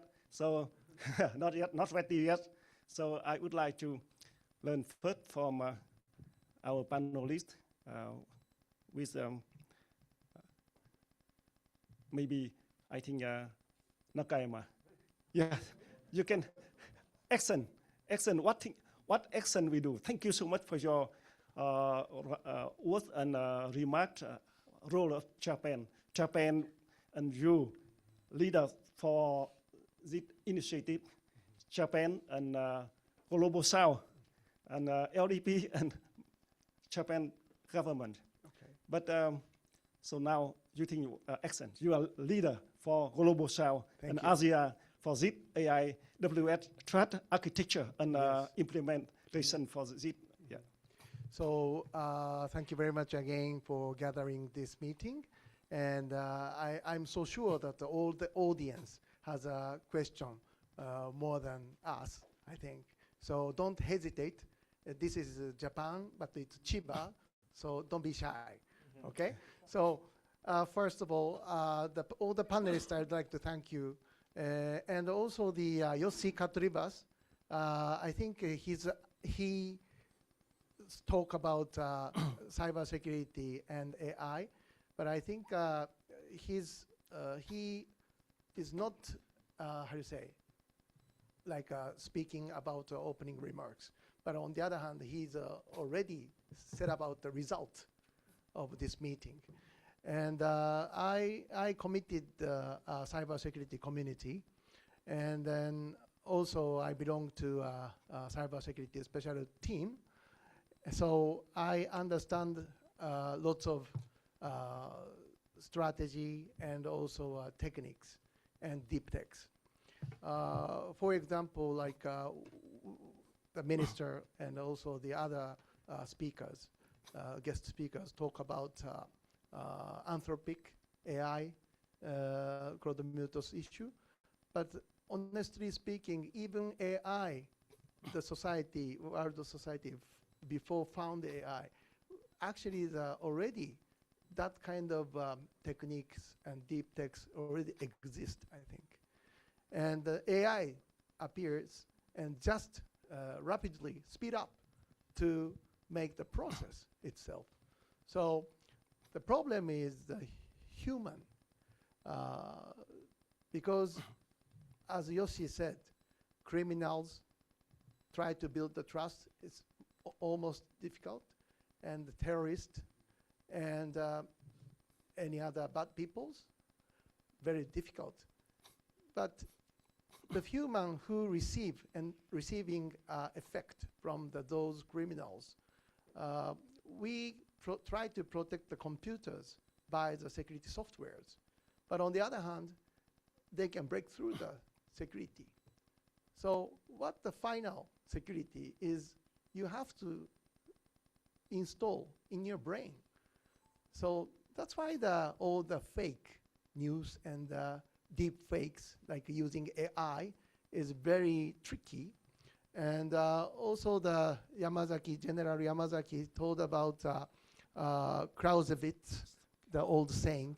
But I think also think that politics without armament is music without instrument. So when we talk about AI trust, we unfortunately talk about bad situation, emerging bad situation, and worst scenario. Then we kind of like doing reverse engineering of this kind of like, how to say, the hosoku, the pattern, and then we make result. So I like the Beatles song, and the Beatles, John Lennon sing a song called Imagine All the People Live in War and Peace. ありがとう。Thank you. 別に歌自慢の時ちゃうんですけどね。But on the other hand, so that kind of image is very important. In Japanese, we say 想像. 想像, two meanings. One is a creation, and the other one is immersion. So both need to create a safer society and building trust each other, at least same side in democratic nations, not autocracy or not bad peoples or Daesh, kind of like that.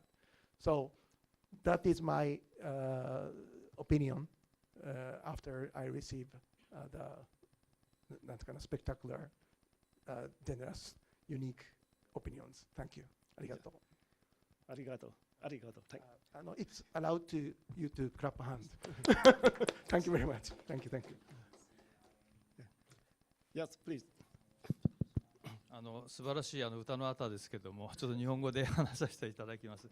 AI の行動基準をどのようにして徹底をしていくとかっていう実装していくかということですけども、大きくは政府レベルでやることと国民レベルのやはりその AI に対するリテラシーをしっかりと持つということの2つがあるのではないかと思います。やはり政府ですとか、大きな機関におきますとですね、やっぱり AI をしっかり導入をして業務の効率性ですとかというものを追求をしますし、また効果的な業務手順を作りですね、そして人間の負担を減らしながらですね、そして短時間にということはどんどん進むんだと思うんですね。それはやはりAI を入れるということは AI の特性をどんどんその利点を自分の業務の中に入れていくとそういうふうになりますけども、やはり先ほどちょっと話しましたようにその AI が支配するそのことがですねどんどん出てくると、この自分のその経営者もしくは組織の長の持った違ったところに行ってしまうというリスクがあってですね、それをしっかりと歯止めをかけなければいけないということからすると、その AI が本当に正しい情報で機能しているかということをチェックをしなければいけませんし、そのサイバー攻撃が常態化していく中においてそのデータベースをしっかりと保護しなければいけないと。そしてその AI を使ったその業務が本当に正しいのか正しくないのかということをずっと検証していかなきゃいけないということの繰り返しの中において、この AI の時代を進んでいくということになっていくと思うんですね。そういうことは非常に大きな組織じゃないとなかなかできないので、それをずっと行動基準を決めながらやっていくという部分と、もう一つはその生成 AI に基づいて偽情報ですとか世論をですね作っていくですとか、そういうのがもう今も常態化しているんですね。ですからその認知戦領域の戦いとかっていうのは今最近我々の世界の中では出てきてますけども、同じようにそのそのようなことが常態化しているんだということを国民の皆さんもしっかりと理解をするということと、それに対してどのようにして行動していくんだという、一人一人がどのような行動基準をしていくんだという、個人の責任として対応するということが、やはりとても大事で、それを理解をして行動するということを、国民の皆さんのレベルの中で、それを徹底していくという、2つの方向性から、この、行動基準をですね、決めていきながら徹底していくということが、今から大事だというふうに思います。Yeah, thank you so much. And I think now we would like to send the question for, I think, Mr. Masaki Taira. Yeah. Yes, because Japan often very, very be careful and deep thinking, a little bit slow action. But this Thai need very fast, very urgent action. So how you can, how we can offer the new way, new solution for Japan do, and also I see in Japan now new leader at Prime Minister Sana Takaichi. She very, very active. She very fast and a very fast action, make decision. So I would like to learn from you. Now you continue leader for LDP about AI, digital and cybersecurity. Yeah. はい、ありがとうございます。じゃあちょっと私も日本語で失礼しますが、実は前の政権の時に非常にいい体制ができていたのは、デジタルとか AI の政策をやっている大臣とサイバーセキュリティをやっている大臣が同じ人間だったんですね。私なんですけど、だから一方を促進してリスクを軽く見て一方を促進するではなくて、私はサイバーセキュリティと AI を両方見ていたので、どうバランスを取るかという意思決定が非常にしやすかった。でさらに言うと認知戦ですね、コグニティブウォーフェアですかね、もう実は前の政権で内閣官房という組織に、ユニットを作ってあるんです、認知戦。なのでデジタル、AI、サイバーセキュリティ、認知戦を一人の大臣が見てたということなので、実はいつも日本は対応遅いんですけども、今回は早いです。で今回のクロードミソスの問題も多分アジアの中で一番ビッグテックとコミュニケーションが取れていて、政府も日本版のプロジェクトグラスウィングというのと重要インフラを守るプロジェクトヤタシールドっていうプロジェクトと2つのプロジェクトを走らせていると。さらには日本はこのサイバーセキュリティをしっかりやるために日本の重要インフラを守る組織をですね、去年法律で作ってます国家サイバー統括室、ナショナルサイバーセキュリティオフィス、そして2年半前、2年6ヶ月前には AI セーフティーインスティテュートも作ってあるんですね。だから AI セーフティーインスティテュートを2年半前に作って1年前に NC を作ったので、今回のアンソロピックミソス問題においてはその NCO がヘッドになって AI セーフティーインスティテュートがサポートする形で、そしてこの日本の AI セーフティーインスティテュートは米国の KC とか英国の AC AI セーフティーインスティテュートとも連携を取りながら、さらには法律によって定められた官民協議会、いわゆる民間と我々政府の情報共有する場というのもこれ法律で作ってあるので、この体系でですね、対応をする仕組みを作っているということです。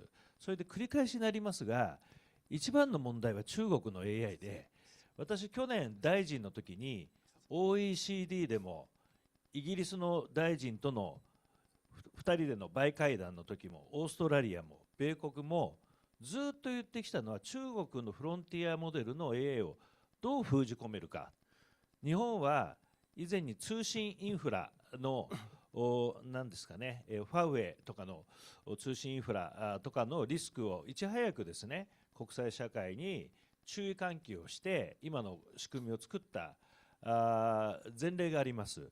でしかしながらフロンティア AI が世界に我々と価値観が違う国から出てきたそのフロンティア AI が世界に広がることによって起こされるリスクというのはその比ではないですよね。で言ってたんですが、先ほど言ったように私はAI の進化は止めないと、うまくレギュレーションとさっき言った啓蒙とテクノロジーで乗り越えよう、なぜなら中国が半年1年後からついてきてくるからと思ってたんだけど、今週アメリカのビッグテックが規制してくださいと、米国政府にということで完全にフェースが変わったと。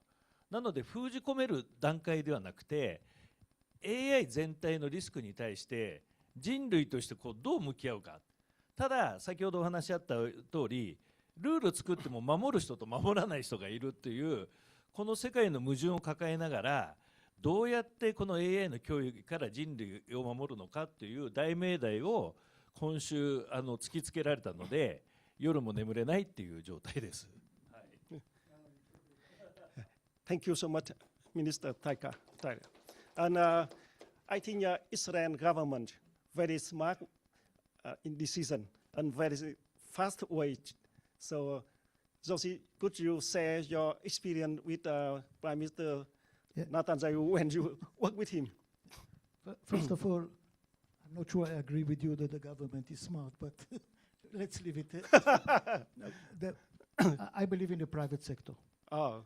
And I think that smart government give the opportunity and the incentive to the private sector, give the directive to the private sector to develop solution. Because government are monopoly. They don't have competition. And organization who doesn't have competition, they don't have any motivation to improve. And the private sector, first of all, he wants to do profit. And second, he is very fast, very agile, young people, smart people. In Israel, coming after 2 or 3 years serving in the military and having some experience also in AI and in cybersecurity, which is very important. I think it's very unique to Israel. Yes. And that's why the private sector, we in the government of Israel, I'm not anymore serving as a civil servant, but when I was in the Prime Minister office, we encouraged the private sector and the academy to be part of this national effort. And we created a national initiative with all the stakeholders, the academy, the private sector, everyone. And of course, the government has to give the incentive, especially budget, especially directives, sometimes law, regulation, these kind of things. But government should let the private sector work. And the private sector will come back to the government with amazing solution, amazing. And I can tell you, you know, Israel is before election now. We are going to have election in Israel in September or October. And, you know, fake news always was there. But now the AI make it more simple and make it more faster. So I was very happy to hear that the election committee in Israel met with experts of AI and cybersecurity in Israel to make sure that they prepare themselves to things that might happen in election. And in Israel, but not only in Israel, the threat is not only from the outside. As mentioned here, it can come from inside as well. Because we, in our political situation, which is very, very complicated, and the competition between the parties is very closed, and you know, there is a debate, big debate in Israel. So the committee for election is a little bit cautious, a little bit concerned, and I was very happy to hear that they are taking this preparation with experts from the private sector to make sure that we don't have any fraud during the election in Israel. The second thing that I want to emphasize and maybe to recommend is collaboration, international collaboration. A chat order. We have the AIWS chat order. It's you know, Israel, when we did the digitalization effort a few years ago, we signed the D5 charter. With the 4 other leading government in the digitalization. By the way, I had the honor to meet with the Minister of Digitalization of Japan in the past. He frankly said, Yossi, it's easier to do digitalization in Israel because we are a small country, 10 million people. We are early adapters. We have a big appetite for risk. I think it's very different from one country to another. You cannot do the same things in Japan, I think, because of culture, because of many, many other things. But in Israel, it's more fast, more agile, because, as I said, we are more risk-taking. But collaboration between countries is very important. We can learn from each other. At that time, we signed agreement with the UK, with South Korea, with New Zealand, for 5 leading countries in digitalization. I believe and I hope that Israel can be part of collaboration, also with Japan, but also with other countries, and bring each other experience, knowledge, and share with each other. It's very important. Wonderful, wonderful. Because that is we do today. That we will later announce AIWS chart order and Tokyo Compact. That is international relation, collaboration, and we need to do that with private sector. Yet I fully agree with you. Private sector very, very important, and also with the government. Of course, government is very important. Universities. So, but we need to learn from young people. Tan, you are young generation with ideas about collaboration between Japan, the US, India, Israel, Middle East country, and global South. So how young people, young generation work together.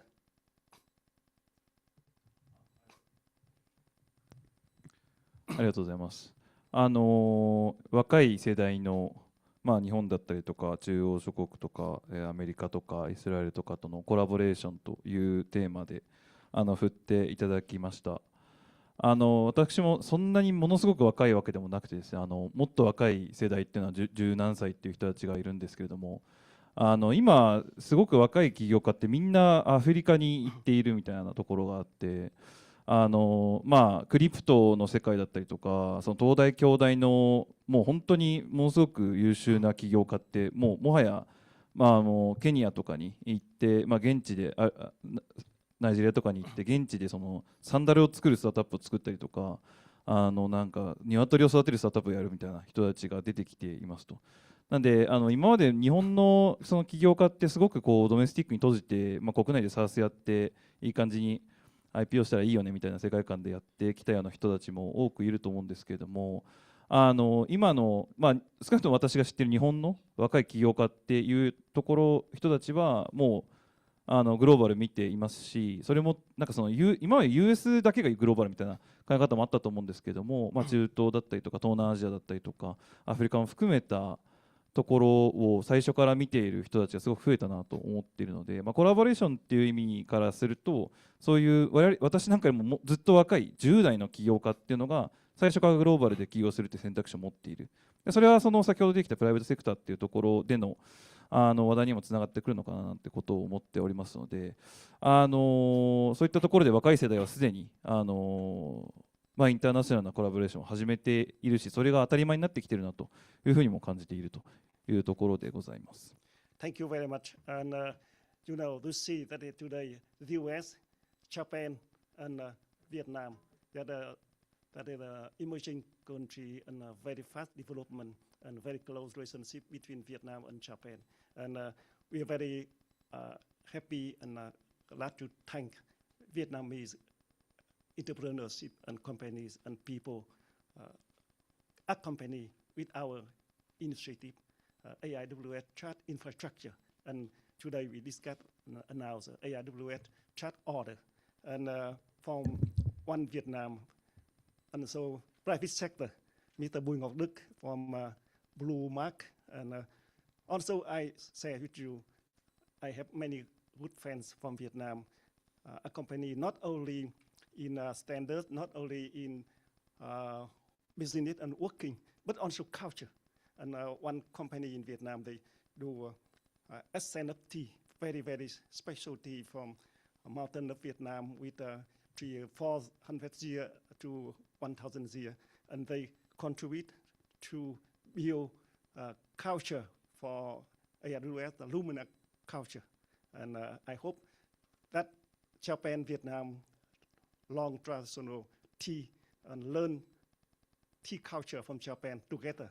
We build, as I talk, not only revolution, not only business, but also culture. Japan can contribute very much in culture.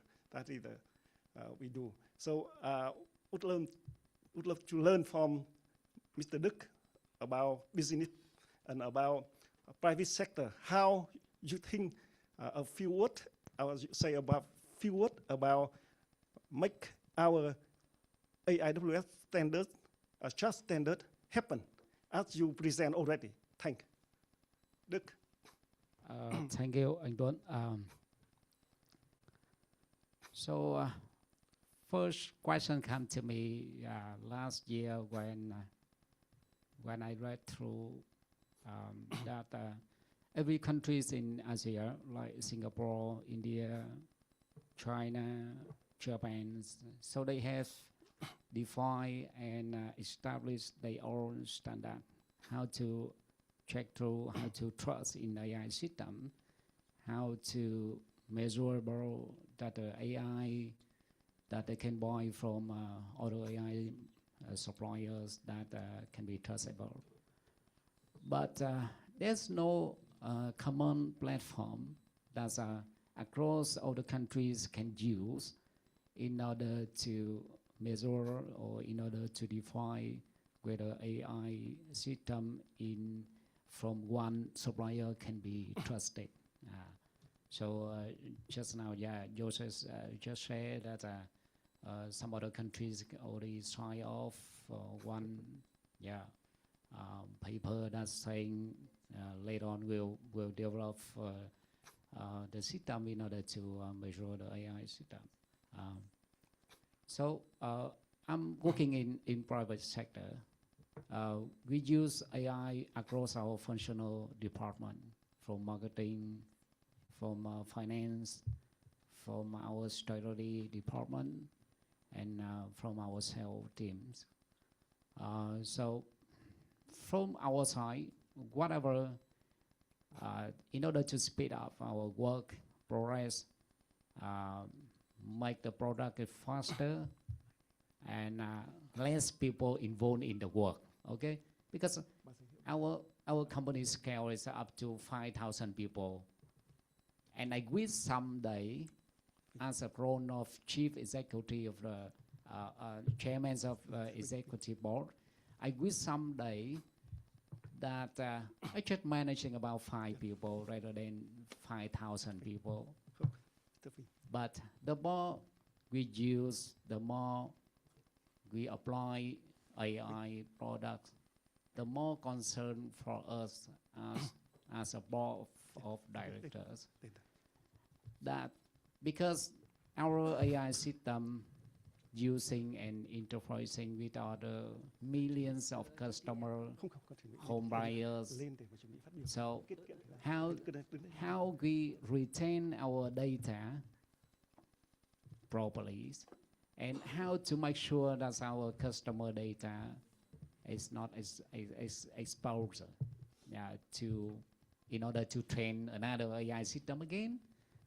Then the question raised, and right now, to be honest, there's no any measurable system, any standard that can be applied from high level. I mean, from authority or governance in the country that were telling us that, okay, this AI system is not trustable, but there's no standard. Yep. There's no measurable system can help us.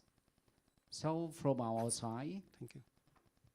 Myself supporting Boston Global Forum, and myself supporting AIWS, that we build the trust from our paper, from our theories, from our standard, that one day that the system can be applied to the entire of countries, and country will have countries like Japan can help Vietnam in order to build something that will have AI is more clearable, and yeah. Thank you. That's our. Thank you. Thank you, Đức. Thank you, Đức. And we have no more time for panels now. Panel wonderful. Thank you so much for panelists and great ideas. So that means we will came to implement one. Mr. Vũ Đăng Vinh will present about how implement and work to build AIWS strat infrastructure. That means special from the book ideas we discuss, announce, and implement because of the world need to action and urgency action. And Vietnam report, and thank for Vietnam report, joy and work together, make it happen. Please, Mr. Vũ Đăng Vinh.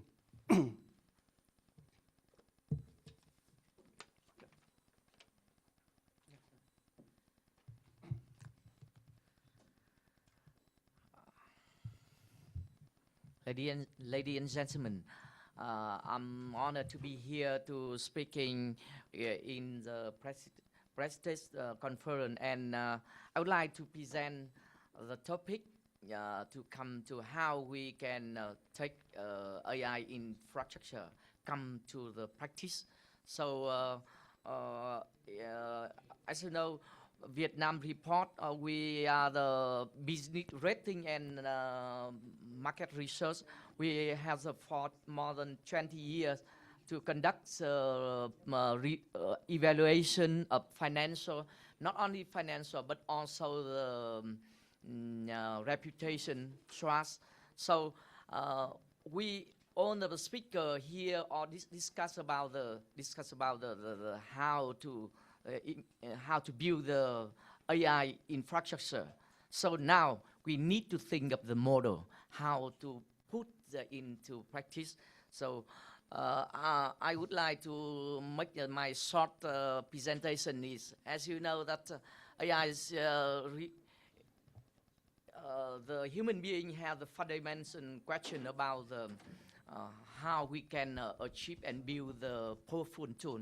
But now AI train everything, and not only the AI can work for us, but also how we can govern, how society trust and take place to the AI, and that's the challenges for AI. The AI must be measurable, AI must be verifiable, and AI must be monitored, and of course AI must be instantly improved. So we come to the idea of the here. This is how we build the AI trust index. It means it build the standard which based on data driven. We need to independent verify, and then we build AIWS trade rating because of the government, nation, organization need the system to monitor and also independent take the level of the AI in it's kind of the benchmarking for every corporation, for every nation. We measure for the level of how our AI infrastructure improve. We shall thank to the cooperation of the Boston Global Forum. Vietnam Report have given opportunity to take part with Mr. Yasaki Nama to collect the data and verify the data. So AIWS trust index should be, you can see here, comparison with the EU standard and ISO standard. we think that AIWS Trust Index is very comprehensive and more human. We are very interesting with the idea of the AIWS Lumina idea lab. It's kind of put not only we measure the technologies, we measure the financial indicator, but also we measure intangible and reputation, and it come to the trust. We measure both.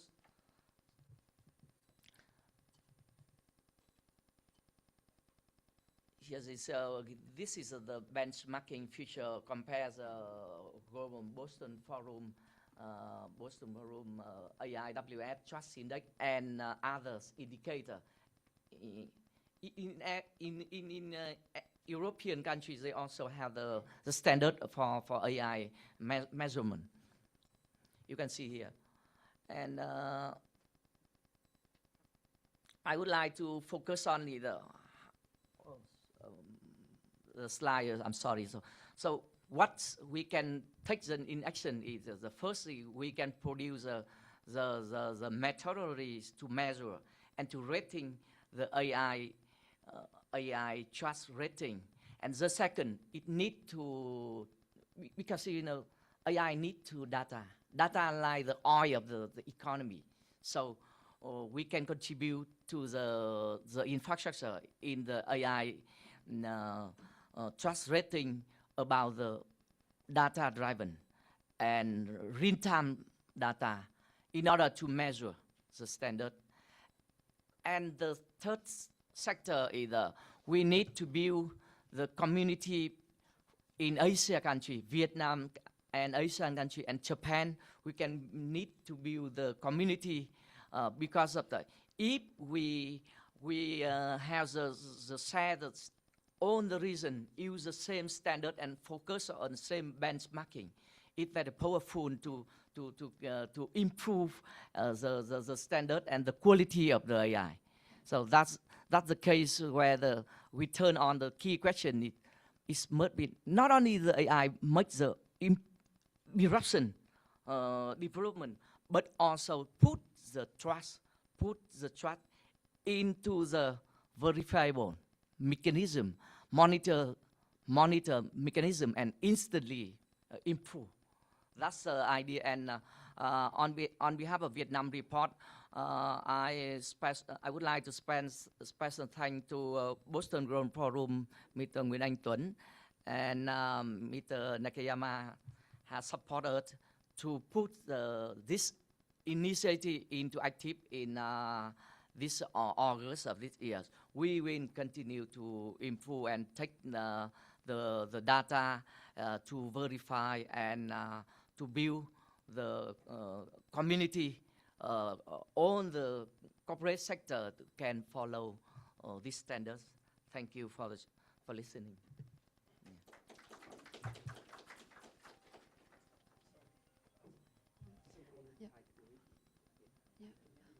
Yeah. We will now witness the signing ceremony between Vietnam Report and the Boston Global Forum to advance the implementation of the AIWS Society Trust Rating and AIWS Society Trust Index across Asia.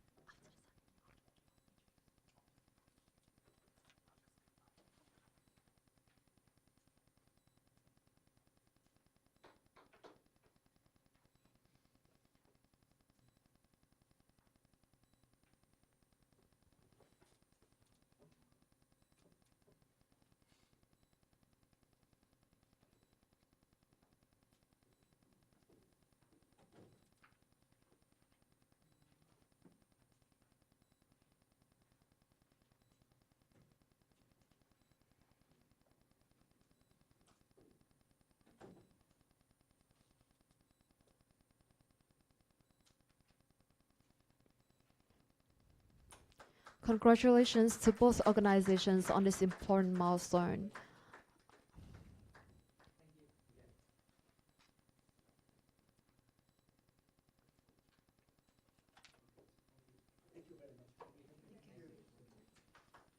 We now arrive at the founding moment of today's conference, the launch of the Tokyo Compact. Nakayama-san, please, yes, stay on stage.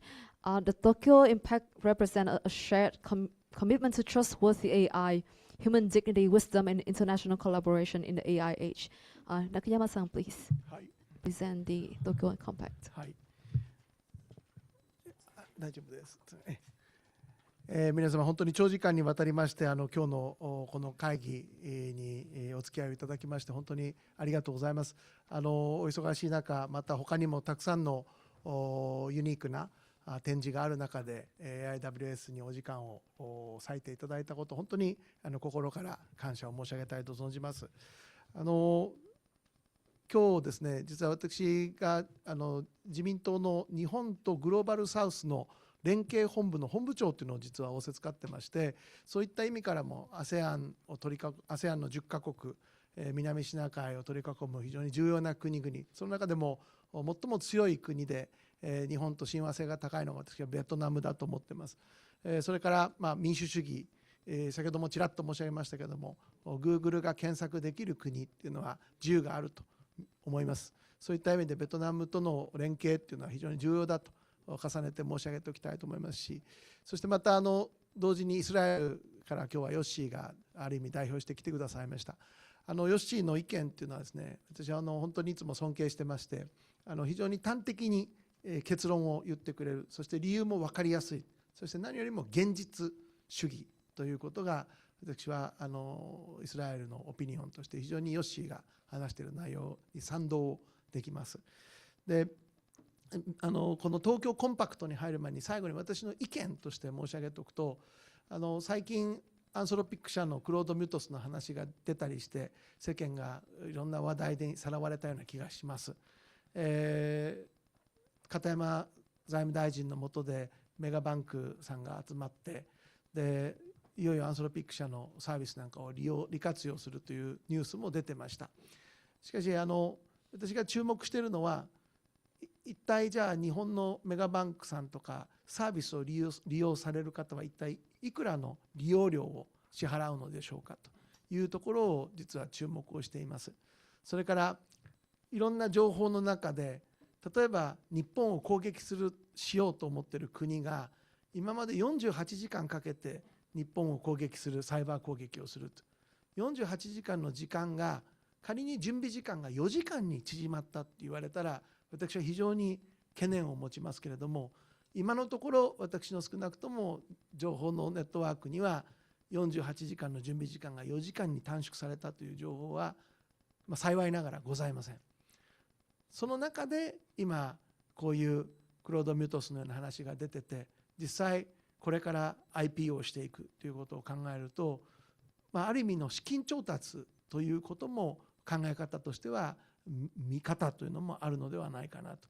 AI の会社同士の競争というのも激化する中で、同時に見ていかなければいけないのは私はような技術っていうのは先ほどもちらっとパネルディスカッションでも申し上げましたけれども何も企業に限った技術ではないということです。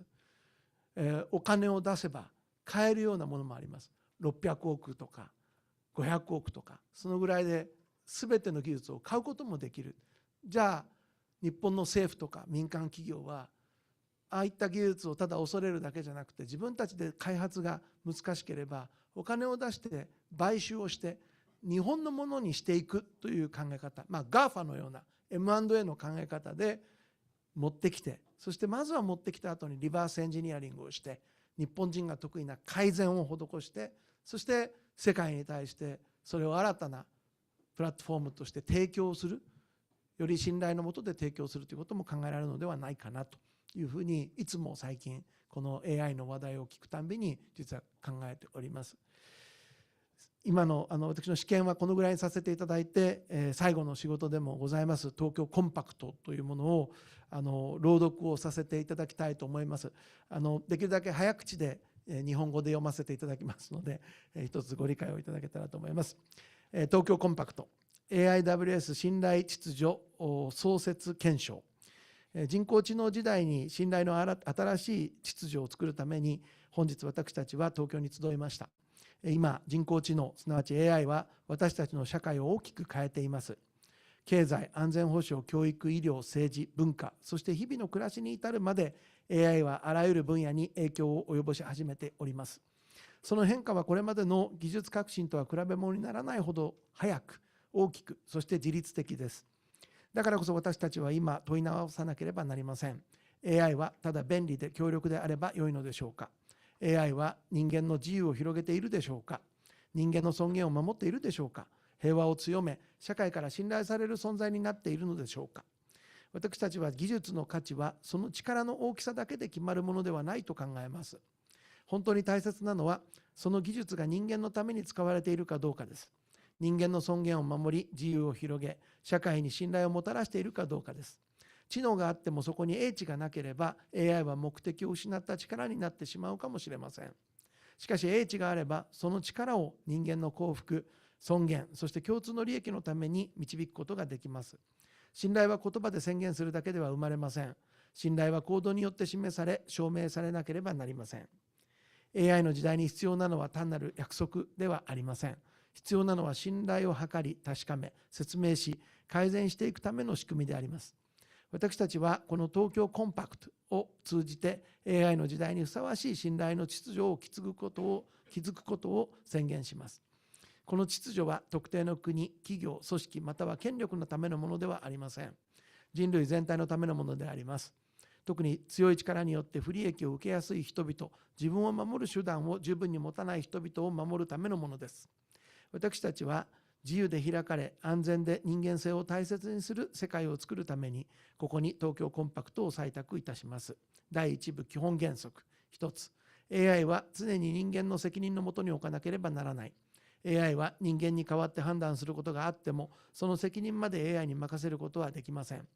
公共サービス、医療、教育、金融、選挙、安全保障、司法など、人々の生活や権利に大きな影響を与える分野では、人間が AI をきちんと監督しなければなりません。人間は AI に対して問い直すことができなければなりません。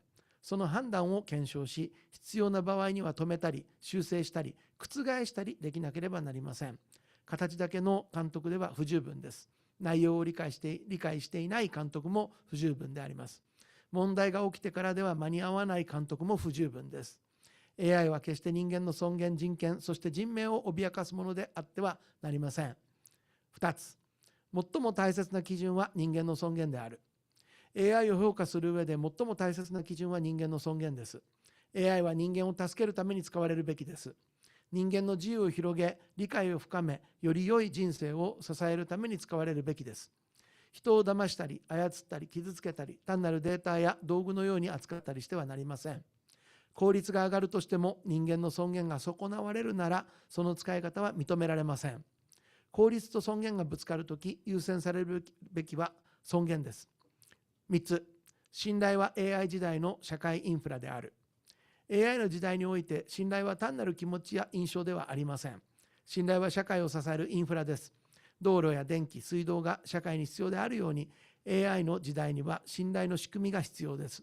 その信頼はできる限り測定でき、検証でき、説明でき、そして意義を申し立てるものでなければなりません。まだ十分に測れない部分があるなら、その限界も正直に示さなければなりません。私たちは AI が本当に信頼できるものかどうかを評価し、確認し、改善していくための制度と仕組みを作ってまいります。4つ、AI には透明性、公正性、説明責任が必要である。人々の生活に大きな影響を与える AI は何のために使われているのかが明らかでなければなりません。その影響を受ける人々ができる限り理解できるものでなければなりません。そしてその結果について誰が責任を負うのかが明確でなければなりません。公正さにはいくつかの考え方がございます。すべての人にとってすべての面で完全に公平な仕組みを作ることは簡単ではありません。だからこそどのような公正さを重視したのか、その結果がどのような制約や課題があるのかをはっきり示す必要があります。AI を作った人、導入した人、管理する人、利益を受ける人、それぞれの責任が見える形で示さなければなりません。自分たちで安全です、信頼できますというだけでは十分ではありません。5つ、真実を守る。AI によって本物のように見える画像、映像、音声、文章を簡単に作ることができる時代になりました。だからこそ私たちは情報の真実性を守らなければなりません。その情報はどこから来たのか、本物なのか、AI によって作られたものなのか、人を騙すために使われていないか、こうしたことを確認し、必要に応じて明確に表示する仕組みが必要です。しかし、真実を守るという名目で自由な議論や表現を抑え込んではなりません。虚偽に対抗する方法は沈黙を強いることではありません。事実に光を当てることです。6つ、この秩序は誰か一社に支配されてはならない。この信頼の秩序は特定の国、企業、思想、または権力のためのものではありません。世界には多様な社会があり、多様な価値観があります。私たちはその違いを尊重しなければなりません。一つの価値観を世界に押し付けるのではなく、普遍的な人権と両立する共通の土台を見つけていくことが必要です。強い者の都合を信頼という言葉で飾っても、それは本当の信頼ではありません。私たちはそのような支配を拒否します。7つ、能力よりも信頼を優先する。AI の能力はこれからも急速に高まっていくでしょう。しかし、どれほど能力が高くなっても、人間がそれを理解し、検証し、制御できなければ、社会は安心して受け入れることはできません。AI の能力の拡大が人間の管理能力を上回る場合には、能力の拡大よりも信頼を優先しなければなりません。これは AI の進歩やイノベーションを否定するものではありません。むしろ AI の力を安全に社会に取り入れるべきための条件です。知能と信頼が離れてしまうとき、先に立つべきは信頼です。そしてその判断を導くのは英知です。8つ、自己改善する AI も人間の指揮のもとに置かなければならない。AI は自らの能力を高める段階に近づいています。しかし AI が自分で自分の能力を高めて良いのか、どこまで高めて良いのか、どの速度で進めて良いのか、それを決めるのは AI 自身ではなく人間でなければなりません。AI が自らの判断で能力を拡張していくなら、それは信頼できる AI の範囲を超えています。重要な AI システムはどの段階でも人間が理解でき、修正でき、停止できるものでなければなりません。また人間が監督するための仕組みそのものを AI が勝手に変えてしまうことがあってはなりません。AI に新しい能力が生まれたにもかかわらず、それを隠すことは最も重大な違反です。なぜなら、それは他のすべての安全対策を無意味にしてしまうからです。AI への信頼は検証された能力の範囲内に限られます。検証されていない能力に対して信頼があるとみなしてはなりません。AI の能力が信頼の確認を超えて進もうとするなら、待つべきは社会ではありません。待つべきは AI システムの側です。第2部、信頼を実現する仕組み。9つ、AIWS 信頼アーキテクチャ。このコンパクトの、東京コンパクトですね、の理念を単なる理想で終わらせてはなりません。私たちはそれを実際に使える基準、制度、仕組みへと変えていく必要があります。そのための共通の枠組みが AIWS 信頼アーキテクチャです。そこには信頼の基準、信頼の格付け、信頼指数、独立した検証、情報の出所確認、事故や問題の報告、人間による指揮を守る仕組みなどが含められます。10等、信頼格付けと信頼指数。AIWS が信頼格付け ATR、そして AIWS 信頼指数 ATX。これらは AI がどれほど信頼できるのかをできる限り分かりやすく評価し、比較できるようにするための仕組みです。もちろん格付けが全てを決めるわけではありません。格付けは人間の判断を助けるためのものです。人間の判断にとって変わるものではありません。その方法は透明であり、見直しが可能であり、常に改善されるものでなければなりません。11、信頼インフラと情報信頼インフラ。私たちは AIWS 信頼インフラを築いてまいります。そこには基準、試験、独立監査、問題発生時の報告、情報の出所確認、人間による指揮を守る仕組みが含まれます。同時に情報空間の信頼を守るための AIWS 情報信頼インフラも必要です。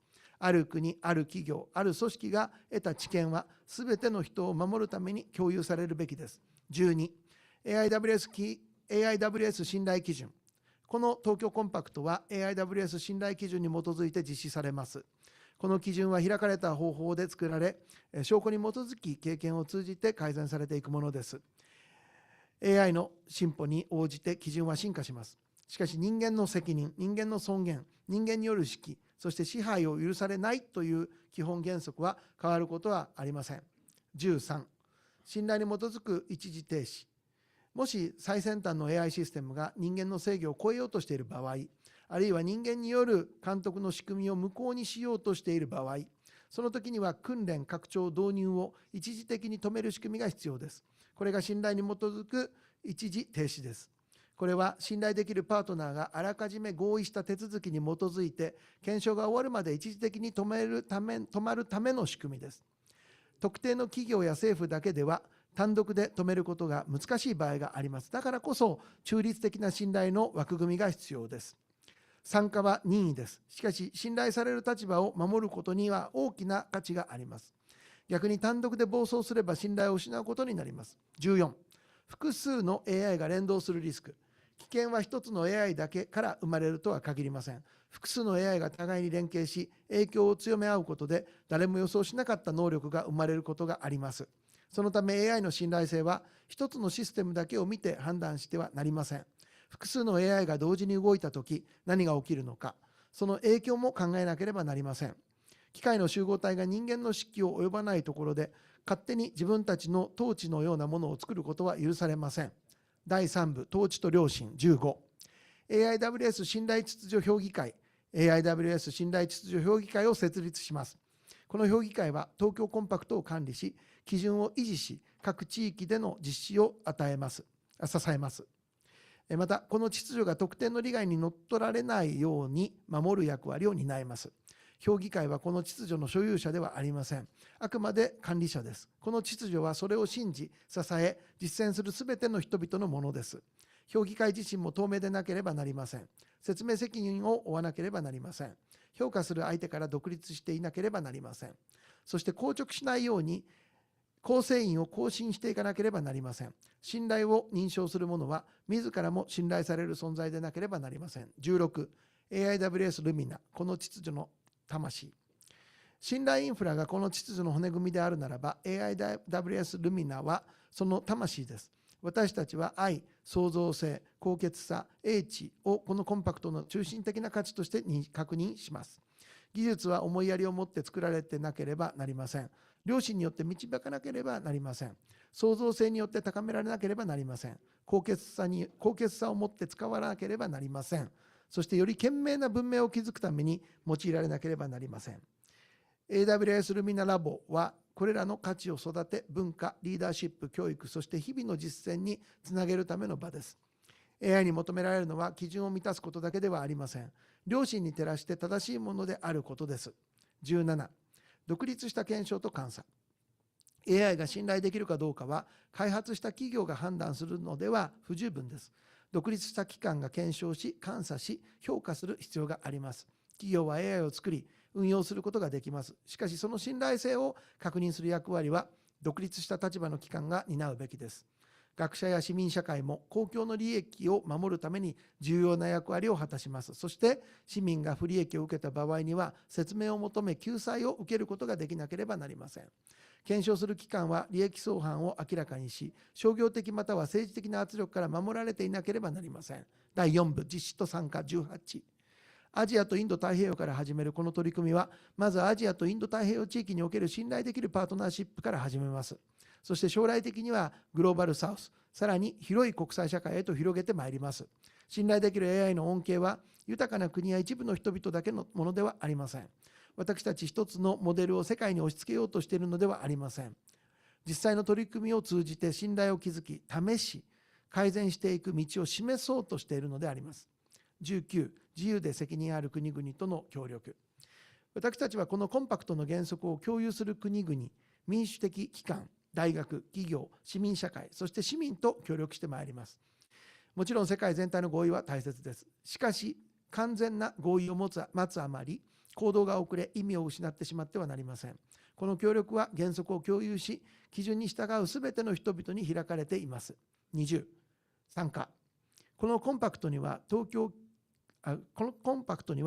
家、機関、企業、個人が参加することができます。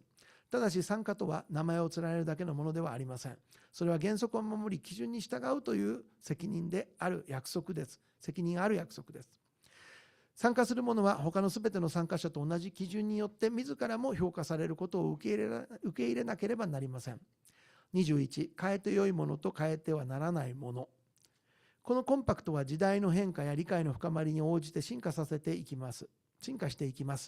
しかし、変えてはならない確信があります。それは人間の責任、人間の尊厳、自己改善する AI に対する人間の士気、そして特定の力による支配を許さないことです。これらはこの秩序が存在する理由そのものです。したがって改正の対象にはなりません。22、将来世代への責任。私たちはまだ生まれていない将来世代に対しても責任を負っています。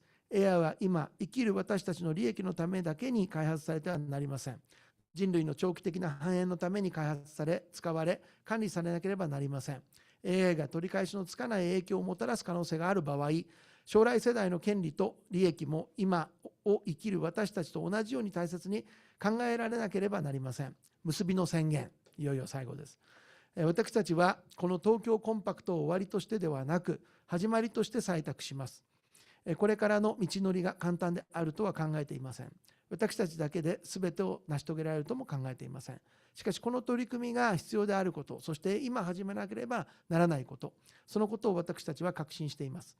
ここ東京で人類は一つの大切な真実を確認しました。知能だけでは十分ではない。AI の時代には信頼が必要である。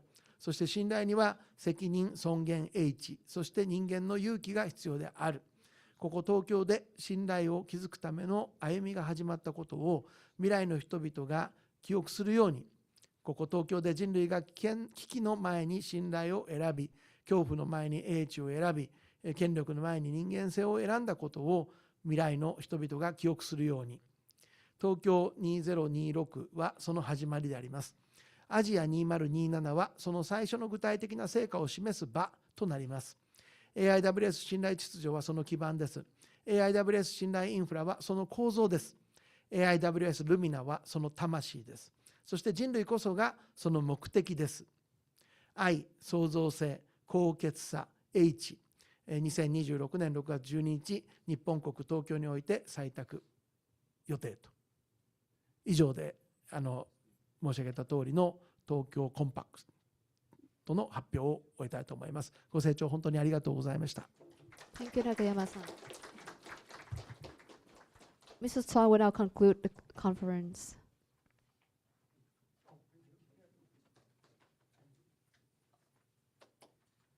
Thank you so much, Nakayama, for historical document declaration from Tokyo. It is the historical moment. We are raised for Nakayama, for Japan, and we are also official announced AIWS chat order. That is the chat order bot to implement, to work, to make Tokyo Compact happen and implement and realize. Thank you so much. And we, our Boston Global Forum, Governor Michael Dukakis, and I co-founder, co-chair for AIWS chat order bot, and also our board member and our panelists today, we invited and joined as a board member. And that is the next step as I talk that action, and we dedicate our heart to Japan, and chat Japanese will make historical chapter for the world with chat infrastructure.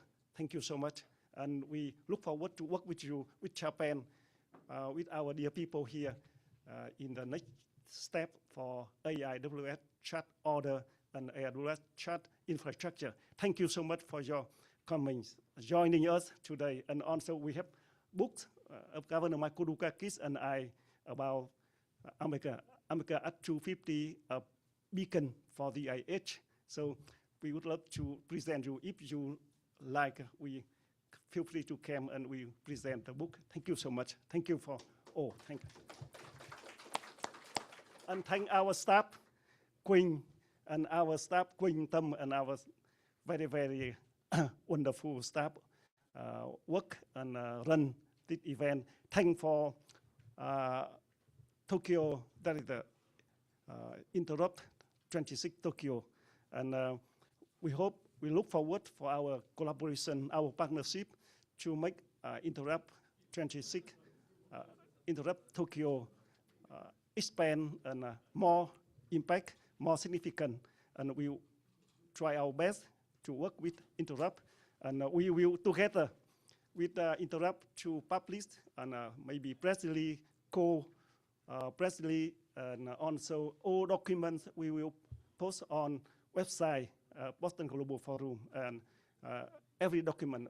Look forward to work with you, and feel free to access to Boston Global Forum to download our documents and interactive and discuss with us.